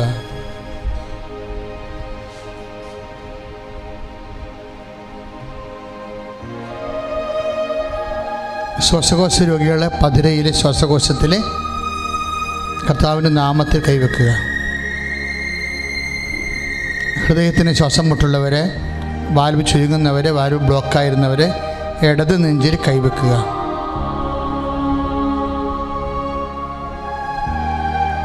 എവിടെയോ ശരീരത്തിൽ പഴുപ്പ് കെട്ടിക്കിടക്കുന്ന വ്യക്തികളെ കർത്താവ് കാണിക്കുന്നുണ്ട്. 6 എന്ന അക്ഷരത്തിലാണ് പേര് തുടങ്ങുന്നത്. ആ വ്യക്തിയെ കർത്താവ് സൗഖ്യപ്പെടുത്തിക്കൊണ്ടിരിക്കുന്നു. ശ്രുതികട ഹല്ലേലൂയ. യേശു സ്തുതി. ഹല്ലേലൂയ ഹല്ലേലൂയ ഹല്ലേലൂയ ഹല്ലേലൂയ ഹല്ലേലൂയ. യേശുവേ നന്ദി കർത്താവേ, സ്തോത്രം ദൈവമേ. നല്ലവനായ ഈശോ, നിന്റെ ഉന്നതമായ നാമത്തിന് സ്തോത്രം ചെയ്യുന്ന കർത്താവേ. ഈശോ, ഞങ്ങൾക്ക് വേണ്ടി ക്രൂശിക്കപ്പെട്ടവനെ, ഈശോ ഇപ്പോഴ് കൈവച്ച് പ്രാർത്ഥിക്കുന്ന ഓരോ മകനെയും മകളെയും സമർപ്പിച്ച് പ്രാർത്ഥിക്കുന്ന കർത്താവേ. ഈശോ, ഞങ്ങൾക്ക് വേണ്ടി ക്രൂശിക്കപ്പെട്ടവനെ, ഞങ്ങൾക്ക് വേണ്ടി തിരുവിരാവിൽ മുറിവേറ്റവനെ, മുറിവിലെ ചോര കൊണ്ട് തന്റെ കണ്ണിനെ സുഖപ്പെടുത്തിയവരെ, ആവശ്യമായ രക്തം കർത്താവേ ഇപ്പോൾ കണ്ണുനീരോടെ പ്രാർത്ഥിക്കുന്ന മക്കളുടെ ശിരസിലേക്ക് കുഴിക്കണമെന്ന് പ്രാർത്ഥിക്കുന്നു. എന്റെ കർത്താവിന്റെ ഉന്നതമായ നാമത്തിൽ സഭയുടെ അധികാരത്തിൽ അടയാളത്തിൽ ദൈവത്തിന്റെ ശക്തിയാൽ മാരക രോഗങ്ങളെ വ്യാധികളെ ഈ നിമിഷം യേശുവിന്റെ നാമത്തിലെ മാറിപ്പോകട്ടെ. യേശുവേ നന്ദി കർത്താവേ, സ്തോത്രം ദൈവമേ. ഹല്ലേലൂയ. കരങ്ങളടിച്ചുകൊണ്ട് കൂടാതെ പ്രാർത്ഥിക്കാം, വിശ്വാസത്തോടെ പ്രാർത്ഥിക്കാം. കൂടാതെ പ്രാർത്ഥിക്കാം, വിശ്വാസത്തോടെ പ്രാർത്ഥിക്കാം. കരങ്ങൾ ഉയർത്തിയടിച്ചുകൊണ്ട് പ്രാർത്ഥന, ശ്രദ്ധയുള്ള പ്രാർത്ഥന, രോഗിക്ക് സൗഖ്യമാണ്. നീതിമാന്റെ പ്രാർത്ഥന, ശ്രദ്ധയുള്ള പ്രാർത്ഥന, രോഗിക്ക് സൗഖ്യമാണ്. പരിശുദ്ധ പരമ ദിവ്യകാരുണ്യത്തിന് മക്കളെ, ഒത്തിരി മക്കളില്ലാത്ത ദമ്പതികൾക്ക് അമ്മ കുഞ്ഞിനെ കൊടുത്തുള്ള ഇടമാണിത്. അത് സാക്ഷ്യങ്ങളൊക്കെ ഭയങ്കര വിചിത്രമായ സാക്ഷ്യങ്ങളാണ്. ഒരിക്കലും മക്കളെ കിട്ടുകയില്ലെന്ന് പറഞ്ഞിട്ടുള്ള സ്ഥലങ്ങളിൽ നിന്ന് അമ്മ കുഞ്ഞിനെ കൊടുത്തിട്ടുണ്ട്. 14 വർഷം, 19 വർഷം. പിന്നെ കൂടി അബോർഷൻ സംഭവിക്കുന്ന വ്യക്തികൾ, നിങ്ങളൊരു പണി ചെയ്യണം മക്കളെ. അതായത് ഈ ഉടമ്പടിയുടെ നേർച്ച വസ്തുക്കൾ ഉപയോഗിക്കത്തില്ലേ നമ്മൾ, അപ്പോൾ അത് ഭയങ്കര ഡെലിവറൻസ് ടൈമാണ്. അതായത് ഉടമ്പടിയിൽ എന്താ ചെയ്യണത്, കർത്താവ് അച്ഛന് തന്ന പൗരോഹിത്യത്തിൻ്റെ ആ അധികാരത്തിൽ ഞാൻ 35 വർഷം അർപ്പിച്ച കുർബാനയുടെയൊക്കെ യോഗ്യതയിൽ, ശുശ്രൂഷയുടെ യോഗ്യതയിൽ, സർവോപരി പരിശുദ്ധ കൃപാസന ആൾത്താരെ ജീവനോടെ പ്രത്യക്ഷപ്പെട്ട പരിശുദ്ധമ്മയുടെ മധ്യസ്ഥതയിലാണ് ആ നേർച്ച വസ്തുക്കളെ ആശീർവദിക്കണത്. ആ ഒരു നേർച്ച വസ്തു പോലും ബൈബിളിൽ ഇല്ലാത്തതില്ല. ഉടമ്പടി തൈലമായാലും ഉപ്പായാലും അതുപോലെ തന്നെ നമ്മൾ പ്രാർത്ഥിക്കുന്ന ഉടമ്പടി തിരികളായാലും അതെല്ലാം ബിബ്ലിക്കൽ കളേഴ്സ്, ഉടമ്പടി കളേഴ്സാണ്. അപ്പോഴേ അതെല്ലാം ദൈവത്തിൻ്റെ വാഗ്ദാനത്തിൻ്റെ നിറങ്ങളാണ്. എല്ലാ വാഗ്ദാനവും ദൈവം പാലിക്കും. അപ്പോൾ നമ്മളെന്ത് ചെയ്യണം? യേശു കർത്താവാണെന്ന് ഹൃദയത്തിൽ വിശ്വസിക്കണത്, ദൈവം അവനെ മരിച്ചു ഉയർപ്പിച്ചെന്ന് ആദരം കൊണ്ട് ഏറ്റുപറയണം. യേശു കർത്താവാണെന്ന് ഹൃദയത്തിൽ അധരം കൊണ്ട് ഏറ്റു പറഞ്ഞിട്ട് ദൈവനെ മരിച്ചു ഉയർപ്പിച്ചെന്ന് ഹൃദയത്തിൽ വിശ്വസിക്കണം. അതാണ് റോമ 10:9. അപ്പം ഇതിൻ്റെ എല്ലാത്തിൻ്റെ ആക്ടിവേഷൻ പ്രിൻസിപ്പിൾ അതാണ്. എന്താണ്? ദൈവം അവനെ മരിച്ചു ഉയർപ്പിച്ചെന്ന് ഹൃദയത്തിൽ വിശ്വസിക്കും. അതുകൊണ്ട് തന്നെ അവൻ കർത്താവാണെന്ന് അധരം കൊണ്ട് ഏറ്റുപറയും. നമ്മളെ വിശ്വാസ പ്രമാണത്തിൽ ചെല്ലണത് അതാണ്. വിശ്വാസ പ്രമാണം ചെല്ലാൻ അറിയാൻ പറ്റാത്തവർ ആ റോമ 10:9 10 പ്രാവശ്യം ചെല്ലിയാൽ മതി. ഇത് അനുസരിച്ചാണ് ഈ നേർച്ച വസ്തുക്കൾ. ഇപ്പോൾ ഒരു ദിവസങ്ങളുടെ സാക്ഷ്യം ഉണ്ടായത്, മുറുക്കം പാമ്പ് കിണറ്റ് വീണ്. അത് കേട്ടപ്പോൾ ഞങ്ങളുടെ ഇവിടെയൊക്കെ മുറുക്കം പാമ്പ് കുറവാണ്. പക്ഷെ എന്നാലും അതൊക്കെ വീണുള്ള അവസ്ഥ എന്താക്കി, അത് മാറണില്ല. അതിൻ്റെ തന്നെ എപ്പോൾ കിണറ്റ് നോക്കിയാൽ മുറുക്കം പാമ്പ് കിടക്കണം. അപ്പോൾ എന്നാ ചെയ്യണത്? ഇവർ ഉടമ്പടി തൈലത്ത് ഉപ്പെടുത്തിട്ട് അതിൻ്റെ അകത്ത് വിശ്വാസ പ്രമാണം ചൊല്ലിയിടും. അപ്പോൾ എന്നാ പറയണത്? യേശു കർത്താവാണെന്ന് അധരം കൊണ്ട് ഏറ്റുപറയുകയാണ്. അപ്പോൾ എന്നാ പറ്റും? എല്ലാം നമ്മളെ ഭീഷണിപ്പെടുത്തുന്ന സങ്കടപ്പെടുത്തുന്ന സാഹചര്യങ്ങളുമെല്ലാം യേശുവിൻ്റെ നാമത്തിൻ്റെ വിശ്വാസം പ്രഖ്യാപിക്കും. അങ്ങനെയാണ് ഇതിനൊക്കെ കീഴ്പ്പെടുത്തുന്നത്. അതുപോലെ തന്നെ പലതരത്തിലുള്ള ഉറുമ്പുകൾ, തേള്, അതുപോലെ തന്നെ ക്ഷുദ്രജീവികൾ, എലി ശല്യം, ചാഴി, ഇതിനൊക്കെ എന്താ ചെയ്യണത്? ഈ ഉപ്പ് കൊണ്ടുപോയി അതിൽ വിലക്കിയിടും. യേശു കർത്താവാണെന്ന് ഹൃദയത്തിൽ വിശ്വസിച്ച് യേശു കർത്താവാണ് അധരം കൊണ്ട് ഏറ്റു പറഞ്ഞ് ദൈവനെ മരിച്ചോന്ന് ഉയർപ്പിച്ചെന്ന് വിശ്വസിച്ചാണ് നമ്മളിത് ചെയ്യണത്. അത് തന്നെയാണ് നിങ്ങൾ ഈ നേർച്ച വസ്തുക്കൾ ഉപയോഗിച്ച് ചെയ്യേണ്ടത്. അല്ല വെറുതെ കൊണ്ടുപോയി തളിച്ചിടരുത്. ഇങ്ങനെ എല്ലാ വിഷയങ്ങൾക്കും ഇപ്പം മക്കളില്ലാത്ത എന്നാ ചെയ്യണത്? ഉടമ്പടി തൈലം എടുത്തിട്ട് അടിവയറ്റി കുറിച്ചിടുകയാണ്. ആ ഗർഭപാത്രമൊന്നും ഉണ്ടാകത്തില്ല. ഗർഭപാത്രത്തിന് പകരം ചിലവ ചുമ്മാ ഇങ്ങനെ കൈയുടെ ഇത്രയും പോലും വണ്ണമില്ലാത്തൊരു സഞ്ചി ബലം പിടിച്ചിരിക്കുന്ന ഒരു സാധനമായിരിക്കും ഇരിക്കണത്. അപ്പോൾ ഡോക്ടർ പറയും ഇതിൻ്റെ അകത്തൊന്നും കുഞ്ഞുങ്ങളുണ്ടാകത്തില്ല, ഒരിക്കലും ഉണ്ടാകത്തില്ലെന്ന് പറയും. പക്ഷേ അടിവയറ്റി കുറിച്ചിട്ട് കഴിയുമ്പോൾ ഈ സാധനം വികസിച്ച് വരും. കാര്യം അങ്ങനെയാണ് ഈ മക്കൾ വന്ന് സാക്ഷ്യം പറയണത്. 14 കൊല്ലമായിട്ട് മക്കളില്ലാത്തവരും 25 കൊല്ലമായിട്ട് മക്കളില്ലാത്തവരും ചില ഗർഭപാത്രത്തിന് റിജക്ഷനാണ്, തൊട്ട അബോർഷൻ. 5 കുഞ്ഞാൻ മറ്റേ അബോർട്ട് ചെയ്ത് പോയി. അങ്ങനെ 6ാമത് ഉടമ്പടി ചെയ്ത് ഉടമ്പടി തൈല അടിവയറ്റിൽ ഇട്ട് കുറിച്ചിട്ട് കഴിയുമ്പോൾ ആ കുഞ്ഞ് ജനിക്കണം. എങ്ങനെ സംഭവം? ദൈവത്തിൻ്റെ സംരക്ഷണം ലഭിക്കണം ഉടനെ. സ്വാഭാവികമായി നമുക്കത് കിട്ടാൻ സാധ്യതയില്ല. പക്ഷേ ഉടമ്പടി വർക്ക് ചെയ്യണത് ബഡ് ബൈ മെരിറ്റാണ്. ചിലപ്പോൾ മെരിറ്റായിട്ട് ഇപ്പോൾ നിൻ്റെ ഗർഭപാത്രം കട്ടി കുറഞ്ഞതായിരിക്കും. എന്തുകൊണ്ട്? കട്ടി കൂട്ടാനൊന്നും പറ്റത്തില്ല. അത് കാരണം ഗർഭപാത്രത്തിൽ കുഞ്ഞ് കിടക്കത്തില്ല. കൺവെൻഷൻ ഉണ്ടാക്കിയിട്ട് കുഞ്ഞ് പുറത്തേക്ക് ചാടും, അല്ലെങ്കിൽ അത് അബോർട്ടായി പോകും, അല്ലെങ്കിൽ അടന്നു പോകും. ഗർഭപാത്രത്തിൻ്റെ ഭിത്തിയിൽ അത് ഇരിക്കത്തില്ല, അടന്നു പോകും. അപ്പോഴെന്ത് ചെയ്യും? ഉടമ്പടി തൈലം വിശ്വാസം ഈ ചെയ്യുന്ന പ്രയോഗിക്കണ രീതികളിലാണ് പ്രശ്നം.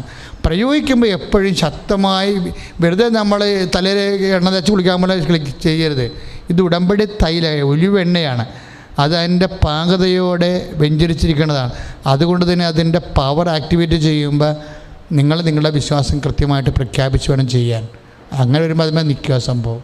പിന്നെ അത് ഗർഭപാത്രം ചരിക്കത്തില്ല. അപ്പം അതുകൊണ്ട് വളരെ ശക്തമായ രീതിയിൽ ഉടമ്പടി എടുക്കുന്നതല്ല, ഉടമ്പടി ഇപ്പോൾ ഉടമ്പടി പുതുക്കി നേർച്ച വസ്തുക്കൾ കൊടുക്കാൻ തുടങ്ങിയിട്ടുണ്ട്. ഓൺലൈൻ ഉടമ്പടി എടുത്തവർക്കും തീർച്ചയായിട്ടും ഇതൊന്ന് ഈ തീർത്ഥാടന ഉടമ്പടി എടുക്കാവുന്നതാണ്. ഓൺലൈൻ ഉടമ്പടി എടുത്തവർക്ക് ഇപ്പോൾ കൃപാസനം തുറന്നപ്പോൾ ഇവിടെ വന്ന് തീർത്ഥാടന ഉടമ്പടി എടുക്കാവുന്നതാണ്. പക്ഷേ എന്തെടുത്താലും അതിൻ്റെ പ്രിൻസിപ്പിൾ കീപ്പ് ചെയ്ത് അതിൻ്റെ മെക്കാനിസം എന്താണ്, അതെങ്ങനെയാണ് ആക്ടിവേറ്റ് ചെയ്യിക്കണമെന്ന് ടെക്നിക്കലായിട്ട് അറിയണം. അതുകൊണ്ടാണ് ആ പുസ്തകം മേടിച്ച് തറവായിട്ട് വായിക്കണം. അച്ഛൻ്റെ പഴയ പ്രസംഗങ്ങളൊക്കെ കേൾക്കണം. ഓരോരോ കാര്യങ്ങൾക്ക് അതാ കർത്താവ് വെളിപ്പെടുത്തണ ഓരോരോ വചനം, ഇപ്പോൾ ഇന്ന് വചനം പറഞ്ഞില്ലേ, അതുപോലെ ഉടമ്പടി വചനമായത് കാരണം നമുക്ക് ഇവിടുന്നേ കിട്ടത്തുള്ളൂ, ലോകത്തൊരുവിടുന്നും കിട്ടത്തില്ല. കാര്യം അമ്മയുടെ പ്രത്യക്ഷീകരണവുമായിട്ട് നമുക്കാണ് സ്വർഗത്തിൻ്റെ ഈ ദാനം തന്നിരിക്കുന്നത്. അത് നഷ്ടപ്പെട്ടു പോകാതിരിക്കാനാണ് ഞങ്ങൾ കഷ്ടപ്പെട്ട് കാശ് കയ്യിൽ നിന്ന് പോയും ഈ ഒരു കൊല്ലം മുഴുവനും ഓൺലൈൻ ഉടമ്പടിയും മറ്റ് പ്രാർത്ഥനയുമായിട്ട് നിന്ന കാര്യം. അത് നമുക്ക് ഉത്തരവാദിത്തമില്ലേ? അമ്മ എന്തോ ഒരു ആർദ്രതയോടുകൂടി നമ്മുടെ യോഗ്യത നോക്കാതെ അല്ലേ നമ്മുടെ അൾത്താരയിൽ അമ്മ ജീവനോടെ പ്രത്യക്ഷപ്പെട്ടത്. അപ്പോൾ ആ ഒരു ബോധമുള്ളത് കൊണ്ട് കഷ്ടപ്പെട്ടത് നിലനിർത്തി ഒരു വർഷം മുഴുവനും. അപ്പം അതുകൊണ്ട് എൻ്റെ സഹോദരങ്ങളത് ചെയ്യുമ്പോഴും ആ പുസ്തകങ്ങളൊക്കെ മറിച്ച് നോക്കി അതെങ്ങനെയാണ് അത് ചെയ്യണമെന്നൊക്കെ മനസ്സിലാക്കി വേണം. ധൃതിക്കൊന്നും ചെയ്യരുത്. ഇപ്പോൾ ഉടമ്പടി പ്രാർത്ഥന രാവിലെ വൈകുന്നേരം ചെല്ലുമ്പോഴും പ്രത്യക്ഷിക്കേണ്ട പ്രാർത്ഥന ചെല്ലുമ്പോഴും ഈ അതായത് ക്രൈസ്തവരല്ലാത്ത ആൾക്കാർ വളരെ പാകതയോടെയാണ് അത് ചെയ്യണത്. അവർ കുളിച്ച് രാവിലെ ഭംഗിയായിട്ടൊക്കെ കർത്താവിൻ്റെ തിരുസന്നിധി, ദൈവ തിരുസന്നിധി നിൽക്കുക എന്നുള്ള ബോധം, ഈശ്വരൻ്റെ തിരുസന്നിധിയിലാണ് നിൽക്കണമെന്നുള്ള ബോധമുണ്ട്. അല്ലാതെ പട്ടി എഴുന്നേറ്റ് വന്ന പോലെ 2 കോട്ടുവായി ഇട്ട് പല്ലും തേക്കാതെ വന്ന് ഒപ്പിച്ചുണ്ടാക്കുന്ന രീതിയിലുള്ള പ്രാർത്ഥനകളല്ല. നിങ്ങൾ മര്യാദക്ക് നേരത്തെ കിടന്ന് ഉറങ്ങി നേരത്തെ എഴുന്നേറ്റ് അതിന് സമയം കണ്ടെത്തി. ആദ്യത്തെ കുറച്ച് ബുദ്ധിമുട്ടേ ഉള്ളൂ, അത് കഴിയുമ്പോൾ പിന്നെ എല്ലാം ഓക്കെയാവും. അപ്പം നിങ്ങൾ സീരിയസ് ആണെന്ന് കണ്ടാൽ ദൈവം സിൻസിയറായിരിക്കും. കാര്യം ദൈവം സത്യസന്ധനാണ്. നിങ്ങൾക്ക് ഒക്കട്ടെ കിട്ടിയ ഊട്ടി പോയ ചട്ടി എന്നൊക്കെ പറഞ്ഞുകൊണ്ട് കയ്യാങ്കളിയാണെങ്കിൽ അതുകൊണ്ടാണ് ഈ പമ്മി കളിക്കണത്. ഷാർപ്പ് ഷൂട്ടർമാർക്ക് ഒരു പ്രശ്നമില്ല, അവർ കറക്റ്റായിട്ടാണ്. കാര്യം ഉടമ്പടി ഇതൊരു ഗസ്റ്റ് പ്രെയർ അല്ലല്ലോ, ഇത് ഒരു ഗസ്റ്റ് ചെയ്ത് പറയണ ഒരു പ്രെയർ അല്ലല്ലോ, ഇത് ഒരു റിവീൽഡ് പ്രെയർ അല്ലേ. അത് അപ്പാരിഷൻ്റെ ഭാഗമായിട്ട് വരുന്നതുകൊണ്ട് ഇതിൻ്റെ ബാധ്യത മുഴുവനും അമ്മയുടെ പ്രത്യക്ഷീകരണം സ്ഥിരീകരിക്കാൻ സഭയ്ക്ക് അടയാളം കൊടുക്കേണ്ടത് ദൈവത്തിൻ്റെ ഒരു ആവശ്യമായതുകൊണ്ട് തീർച്ചയായിട്ടും വലിയ അടയാളങ്ങൾ നടക്കും. അതുകൊണ്ട് ചെയ്യണവർ വൃത്തിയും മെനയും ഭംഗിയായിട്ട് അത് കൃത്യമായിട്ട് ചെയ്യണം. എല്ലാവരും മുട്ട നിൽക്കുക.